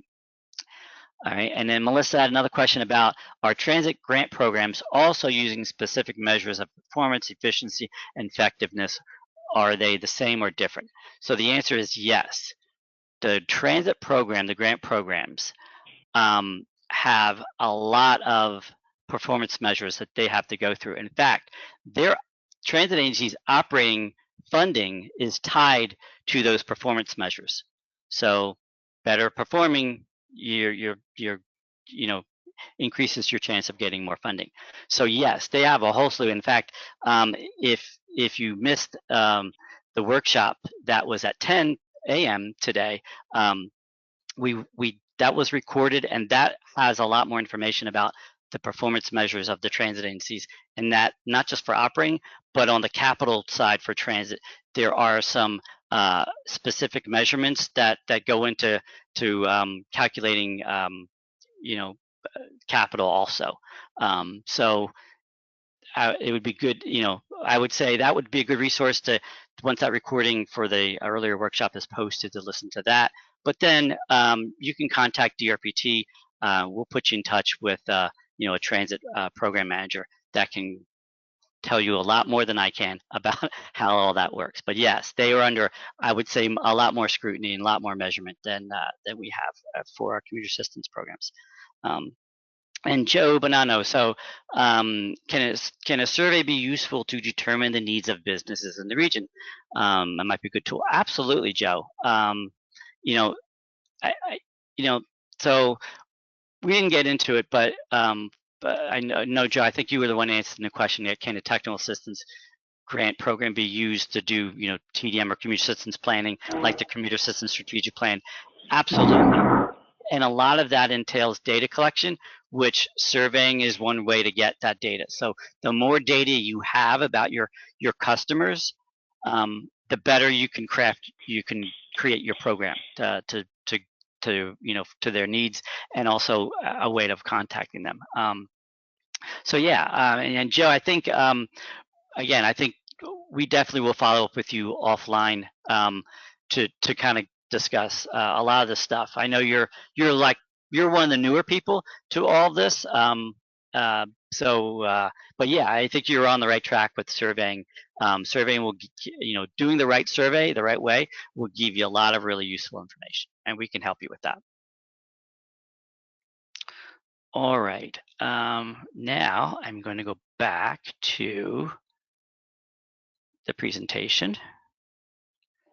And I think so. Gabe, thanks. Gabe's going to stick around. So if you guys have questions, throughout this program, and certainly at the end, we'll be here, and Gabe will be here. Yep. So Gabe, you can mute yourself, and I'm going to unmute Kathy. Well, Chris, I think I'm going to finish off telework here. Oh, that's right. I'm sorry. That's right. You are right. Wow. Unless we're not doing telework anymore, and that wasn't told about. No, we are definitely doing telework, Gabe. Thanks for the reminder. I just got a little ahead of myself. I was already going to go to the van pool. So wow, I can't even blame this being Friday. All right, Gabe, tell us about telework and how they can get funding. Yeah. So again, similar to employer outreach, a lot of overlap here with the other applications. The overall project goal is the same. However, like employer outreach, the project goal, there are some specific things we want to be done here, some specific kind of secondary goals that we need to be addressed, and this is what they are here.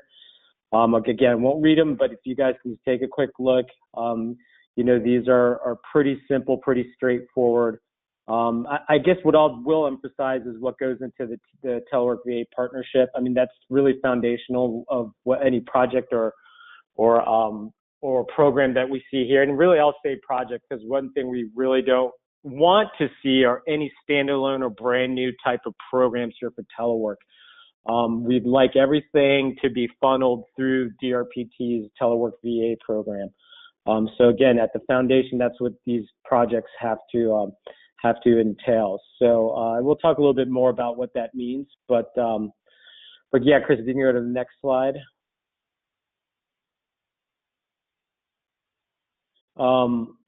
So Chris, I'm sorry, if you could go back one more, because I think I'll talk a little more detail about the partnership part of this. So in terms of the partnership, what we're really looking for programs to do here are for branding to be consistent with the telework VA branding, and that primarily is our logo, the colors. There is a branding guide that was distributed, and all great. You should have that. If you don't, for sure, let me know, and I can get that to you.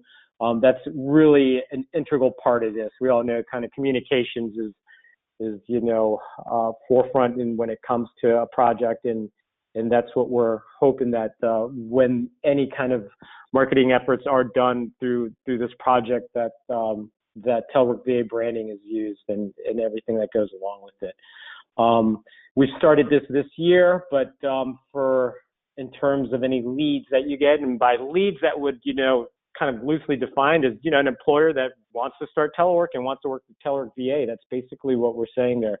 Those leads should come to myself and Kathy first, after they're generated from whatever hard work you all are doing, and from there DRPT will kind of get these employers on the track to starting a telework VA program, which entails a lot of surveying, a post-survey or pre-survey, then trainings in between, what will eventually be a post-survey to help us kind of gauge how this employer is doing in their kind of journey of teleworking and either creating a new telework program or enhancing a program they already have.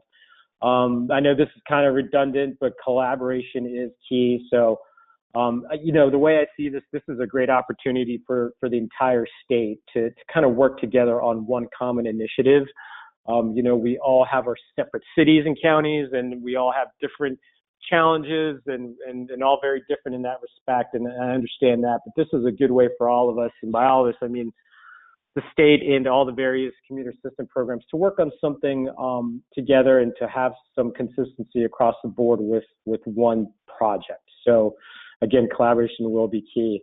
And you know, the current status of telework messaging, you're probably sick of us hearing this, but you know, right now we're still working under the assumption for at least the immediate future that employers are really teleworking. If they can telework, they're doing it. So we don't really have to do a lot of convincing here. And the message should be keep teleworking, and not so much that, you know, teleworking is good for retention or teleworking is good for recruitment. It's really at this point that, you know, we want to keep you teleworking when and if, you know, you start phasing back. We want to make sure that you have the help you need to keep teleworking, and that's really the key right now. As we've said a bunch already during this presentation, we don't know when we'll be able to flip the switch and start doing what we used to do prior to March of last year. But that right now is what we're working with in terms of communications and our motivation with telework VA and teleworking in general across the state. Okay, so next slide, Chris. Yeah, Gabe, let me jump in here. Oh, So we got a question from Kelly Woodward. She was asking about if the telework programs have to be formal telework programs, and that is our goal. So our goal with the Telework Virginia program has always been we need to get them to have formal telework programs, and so yeah, I mean, because that's more measurable. It's more, you know, once it's formal, you know, they can't take it away, and you know, it's not ad hoc or, you know, these other things. And we always stress that it's better if a company does formal programs where there's formal policies and documents that that the employees have to sign, rather than informal, where then you can get into just a lot more cases of you know, favoritism. Oh, well, you know, this supervisor lets Sally and Joe telework, but that other supervisor doesn't let, you know, Pete telework. So why not? They do similar jobs, you know. So the formal telework policy gets away from that. It's one of our sales points that we try to say. So Kelly, I see you also have your hand up. If you want to still ask a question, I can unmute you. Otherwise, if that answered your question, I have another question from Anna. All right, I'll just go to Anna's question at this point. Okay, thanks, Kelly. We answered it.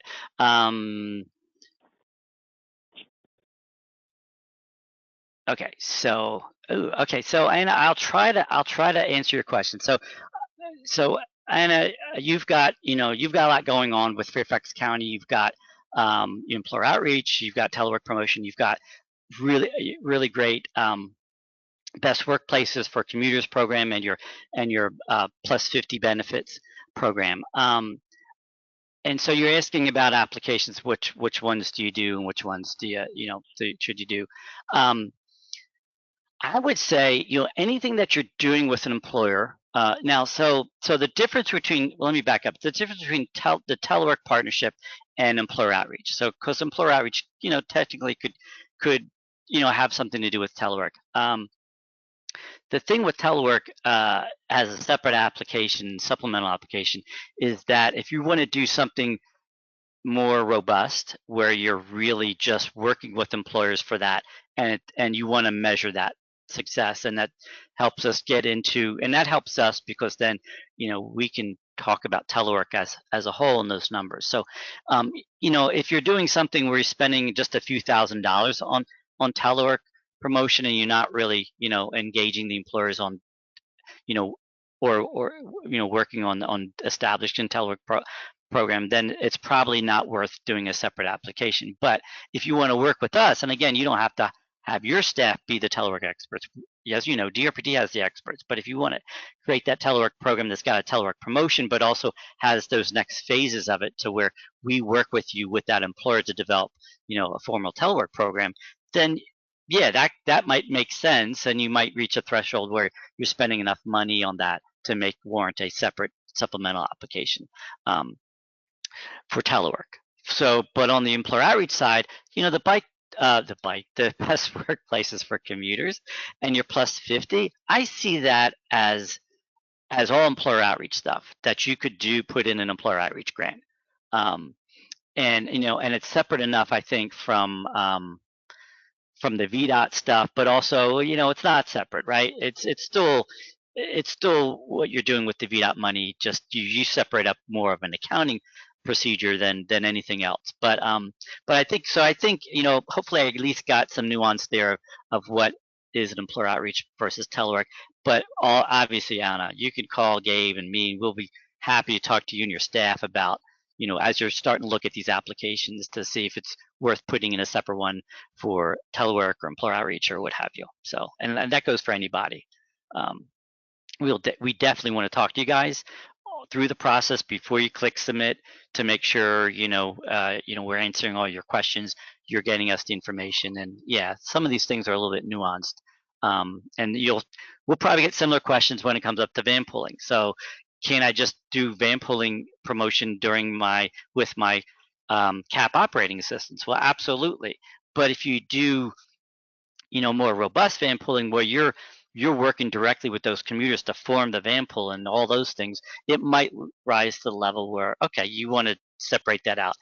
And the reason why we have sort of separate ones isn't because we like evaluating all these separate applications and doing all that administration of separate applications, and we don't want to put more burden on you guys, but it's a great way for us to explain what people are doing to Gender Brule, who had to drop off, but to our director, to the secretary's office, to the CTV members when they're wondering why you're funding things or what are you funding, what are you doing. It's good. And then measurement. We keep emphasizing we've got to measure these things. When you do it separately, it makes it easier to measure when it's separate from a big huge bucket of all of everything, right? It's hard to separate it out once in the big bucket. So again, it's more work for us. We know it's more work for you.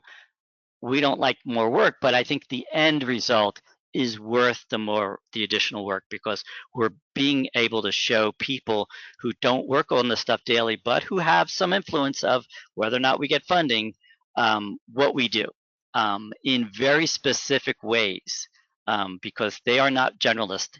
You would think some of these, CTV members or even General Assembly members, we get the most specific questions from the General Assembly members. I mean, really like detailed questions on things. So it's good to have those details when we have to talk to them. Okay. So I think you had, well, this is our standard slide here, but I can move into the supplemental, let's move into the application. Yeah, let's do that. I know we're running up against the clock here. Yeah, that's fine. I think there's really just one thing here. Yeah, I want to emphasize, Chris, because you guys will notice as you go through this, hopefully we get a lot of telework applications, and then when you start filling it out, you'll notice it's very similar to the employer outreach grant. I think right here, Chris, if you could stop at baseline and goals, I anticipate this being somewhat of a challenge for some of the applications that are going to be filled out. Again, let's talk if you do have kind of struggling here for this baseline information. We do think this is just important. Any good project should have at least some kind of indication of what their baseline is, because then really, similar to what Grant said, how are we going to know what was success? How are we going to know that we moved ahead and not back? So that's all I really wanted to highlight here. It's going to take, this is different from years past. I mean, this will probably take some research. It'll take some time to dig up the resources, but yeah, we'll think that's a part that we'll want to work with you with if you're having issues. So everything is pretty much the same. Chris, let me know if there's anything that we need to throw out here that was totally new or different. No, I mean, I think there's a lot more details, because we're trying to get some specifics. Again, it has sections in. If you're not doing those things, you could put NA, leave it blank. But and there's places for everything. The staff. I think the key to what Gabe said was it's a partnership. So DRPT, we have a telework program. We don't need, you guys don't have to create new telework programs. You're now. We talked about contractor staff work. If you guys hire contractors that work on behalf of your agency, as if they're like staff of your agency, this is similar. It's a similar relationship, right? You guys are now a partner with us on the Telework Virginia program. And so we're all on the same team promoting the Telework Virginia program and all those things, and using those resources so that you don't have to create your own separate resources. And at the end of the day, we're going to be able to show, hey, you guys partner with us, this is your results. And then I can report back, overall, here's our, for the whole state, here's the results. So that's the key here, is that it's that partnership with the Telework Virginia program that's been around, that we've had since 2001. You might have been on that workshop. I'm not going to go through that, but I think that's the thing. We're working together, and you're getting use of DRPT's contractors who work on behalf of us. So you don't have to have all those extra resources. So I think that's the key to this. And yeah, Chris, I think I'll just end it on this. I would urge all the programs out there to really think hard about this application, more than anything, because telework is, I mean, as we all know, it is where it's at. I mean, it's one of the few strategies we have left that albeit somewhat limited, we can still really push to some capacity. Who knows what the future will lie within telework? We're still, months away from when we kick off these projects. But again, I just want to urge you guys to really think about this if you've never done it in the past. The way Chris mentioned it too, you can have elements of telework in your other applications, but we will scrutinize it if halfway through the fiscal year you want to completely shift gears and start doing a more involved telework program and you never did the application. So again, think hard about this. I always say the more applications, the better. And again, telework is really in a special place right now. So I would definitely urge you all to consider an application if you're thinking that way. So, and that's all I have to say for telework. Yeah. Okay. Yeah. So we got another question. So Doug Pickford asked about a baseline for telework. So we do not have a statewide baseline for anything that has to do with employers. We just don't conduct that level of employer surveys. So if you're looking at like how many businesses in Virginia have a formal telework program, or even, like I said, with employers, how many employers do a transit benefit program for their employees? We don't have that data. We've talked about doing some type of surveying like that. It is very expensive, I will tell you that.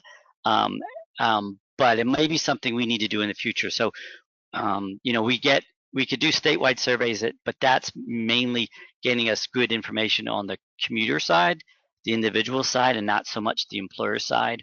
We know from our programs who we're talking to and what employers we're talking to and where they are. But as far as a baseline of like all employers in Virginia, either in a certain area or the state, we just haven't done those surveys and that research yet.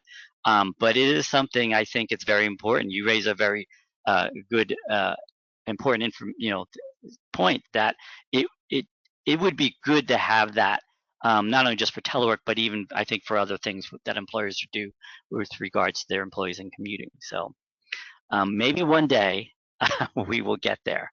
All right, thank you, Gabe. Again, keep those questions coming. I'm going to go unmute Kathy, and she could run us through it now. So we originally scheduled this for 2 hours, and it's approaching, or it might be 3 o'clock now. This is our last segment, so if you want to stick around for a little bit longer, again, there's a survey at the end. We'd like you 5-question survey. If you have to go, we understand, but certainly stick around if you can. I think this has been a very good dialogue and good information. Kathy, once I find you, I will unmute you. And I think, Kathy, you're muted on your end.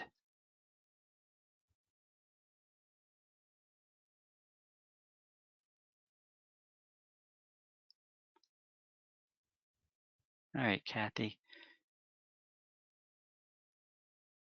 Okay. Here you go. All right, so I have 1 minute to go through my slides. So, the goals for the van pool projects, form new van pools leading to the increase in the total of number of van pools, and as well as increase your van pool riders. As you set goals for your van pool project or for any of these projects, some things to think about are making sure your goals are achievable.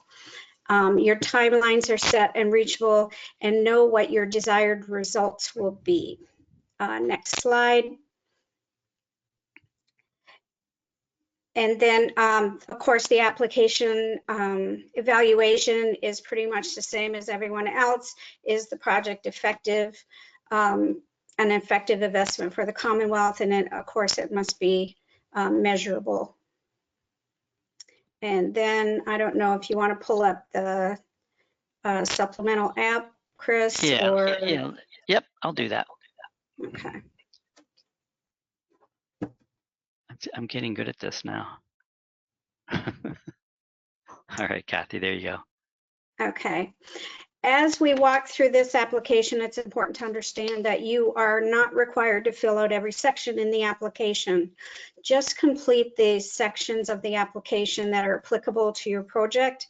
If you're not planning to do incentives, don't fill out the incentive section. If you don't do NTD reporting, don't fill out that section as well. One of the most important things to remember for your van pool application is we don't want you removing riders from existing vans and starting new van pools from existing van pools along with their riders. I hope that makes a lot of sense. And what we're doing is we're calling this cannibalizing existing van riders. It sounds like a movie or something. So, Kathy, let me interrupt. So, for some reason, this particular application, you can see like the boxes, the fill-in boxes are off. It could just be my version of Word, but for all these supplemental applications, when you download them, if they seem like this, kind of messed up, let us know. We will fix it. But I'm hoping this is just some reason for my version of this, which it might be an older version of Microsoft Word. Okay. But we did test them.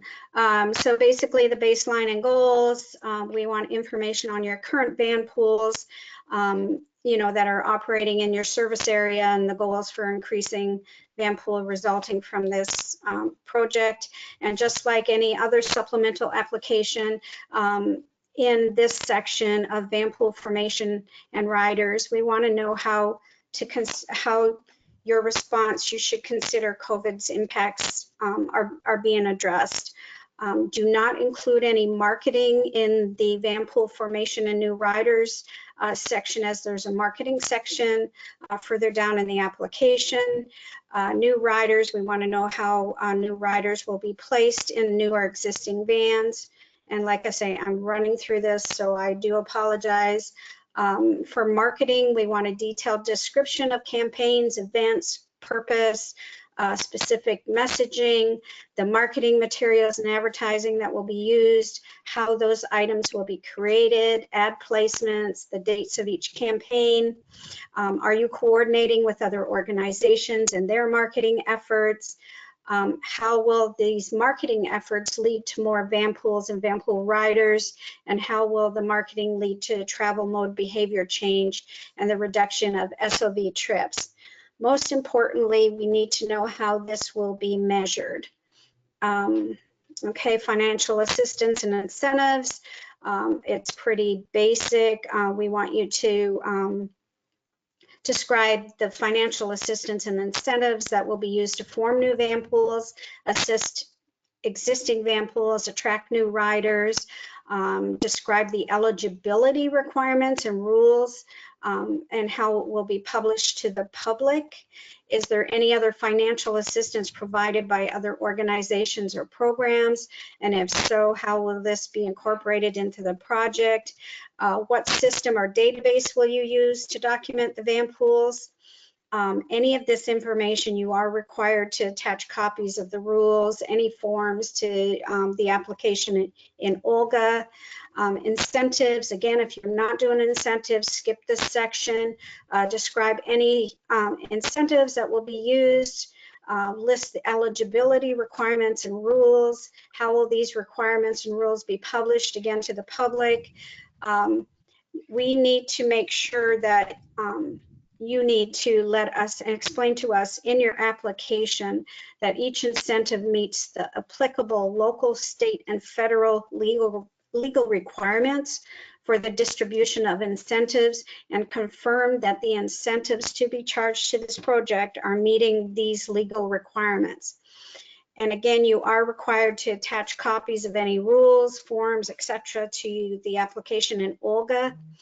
And as you are planning your projects, it's so important to ask yourself, how is this expense reducing SOVs? And also, how would your commission or board feel if this expense was made public?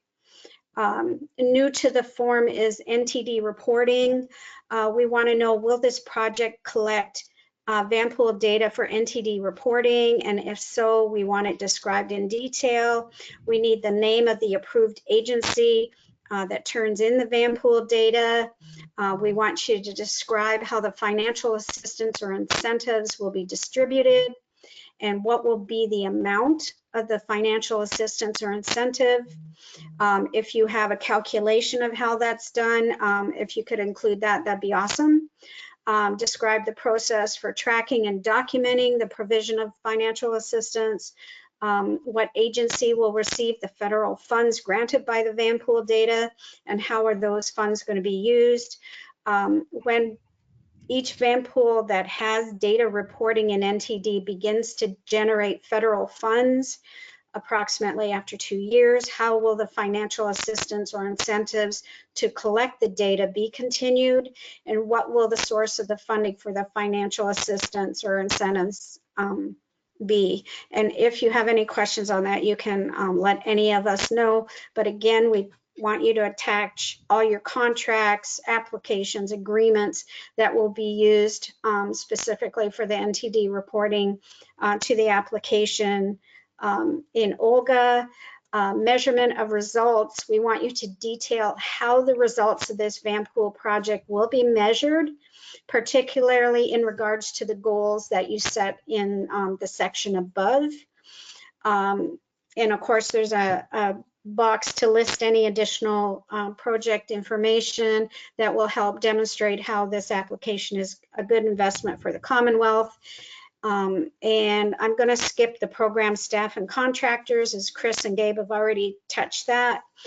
Finally, applications for funding are evaluated based on realistic results, and the anticipated outcomes of the project. There is a list of the criteria that DRPT uses to evaluate a CAP project application, and that's listed in the blue book.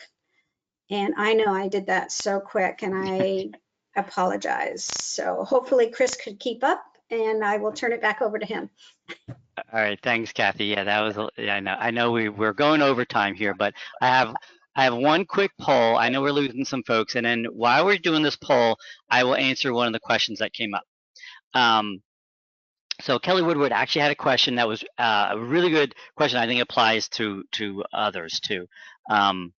And the question had to do with, let me just make sure I got the right wording for it after that poll. And where did it happen here? So some of you have Vanpool applications or Vanpool grants for FY21. And so Kelly's question was about, well, what if can we use that but also get FY22, some of those Vanpool funds from this year might run into next year. Yeah, I think the same things that you were doing, that you got those, prior Vanpool applications would be applicable. So you could certainly get new one if you have some leftover funding that you plan on kind of, using in conjunction with new funding, kind of note that in there too. But yeah, and again, I think the other question is, and particularly if you think you're going to run out of Vanpool funding somewhere in the middle of FY22 and you want to still continue doing a Vanpool project, then yes, you should apply for Vanpool funding in FY22. But also, I think there's similar questions earlier about, okay, what do we do? How we promote Vanpooling? We still have some restrictions. I mean, our legal team has been very concerned about promoting people getting into a vehicle together where they can't keep those social distancing guidelines from the CDC, and also providing incentives to do that. Does that bring the Commonwealth? Does that add some liability if someone gets sick and from COVID and said, well, you gave me that incentive, and the only reason I can get that incentive is if I had to get into this fan pool and get in closer quarters with people. And so maybe I got COVID from them, maybe I didn't, but it's your fault because your incentive made me do it. So we're still discussing those things, but I think we'll have a better picture coming up soon, or at least as before the end of this fiscal year for sure, about how we do that. And again, I think that's just working together on what makes sense. Let's see. So the poll was just asking a question about your commuters responses and your customers. And yes, I think this is not a surprise. We're not back to pre-COVID levels.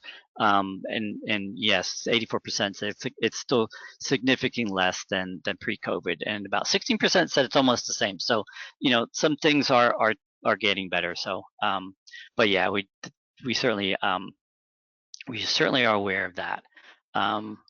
And so we are ready to close out. Thanks for sticking around. There is a survey, so stick around. But just to review the calendar and key dates. So today, Olga's open for applications. They're all due February 1st. After February 1st, that's when DRPT does its application review, develops the draft SYIP. As Marie Berry mentioned, that tends to be done or planned to be done in April. It goes to the CTB. There's public hearings, or at least public input, or at least it's out there for the public to comment on. Who knows if we're going to have public hearings, like not in person, probably not. And then typically CTB in their June meeting approves the SYIP, and then Marie and her gang and her crew start doing all those grant agreements that get reviewed by us, and then it goes out to you guys and you sign them. And then the fiscal year begins July 1st. But I will just tell you, in the meantime, before February 1st, download that blue book, read through that blue book. I'll show you there's some other helpful documents for expense items, what expenses go into those expense categories, the employer participation levels, which we talked about when Gabe was doing his presentation on the Employer Outreach Supplemental app. And talk to us. We are here now. We aren't going away. Yes, there might be some vacation time, but someone's always going to be around. So no question is too small, or there's no bad questions. But so we want you guys to reach out to us. We are here to assist you before you click submit, to make sure that when we do see those applications come February 2nd, that we're not scratching our head going, what do they want to do? We don't know. So talk to us. Here's just some screenshots. So if you don't have Olga bookmarked, you can get it through the DRPT website. And so down here in that little red oval is a link directly to Olga. It'll take you to this screen, and then we had some questions earlier. Where can I find these documents? So there's two places. There's the application schedule and documentation. So if you want to see the supplemental, that's where you're going to download the supplemental applications. That's also where you're going to get the employer levels document and the line item categories for your budgets, the help document for that to explain which expenses go into what budget categories. And on the left side, news and information, that's where you're going to download the big documents like the blue book and the purple book. And potentially there might be the recording of today's session. But here is your commuter assistance program staff that are waiting by their phones, waiting for you to call. But seriously, we do like those conversations about what's going on, particularly if you have new ideas or new things, or again, no questions too small. This is what we do. We live for this. So you're not going to be bothering us by asking us any questions. So that's our staff. And that's the end I'll keep that up. If there's any final questions, I will answer them. If not, we'll end this, and you guys can hopefully please take the survey and give us some feedback on the workshop. And I'll give it a few more seconds. I don't see anyone's hand raised. I don't see any questions. Wait a sec. Did I just get a new question? Nope, I think that was Kelly's question that I hopefully answered. All right. Well, thank you for, I know we ran a little long, about 15 minutes long. Sorry about that. Thank you for sticking around. We have recorded this, so it'll get posted. We'll let you know when it's posted. If you need to review it, or some folks couldn't make it and you want to, and they need to review it. And again, so give us a call. Thanks for joining us today. Hope you got something out of it, and please stick around for like 2 minutes. There's a survey coming up. And with that, I'm going to end the webinar. Thank you again. Bye.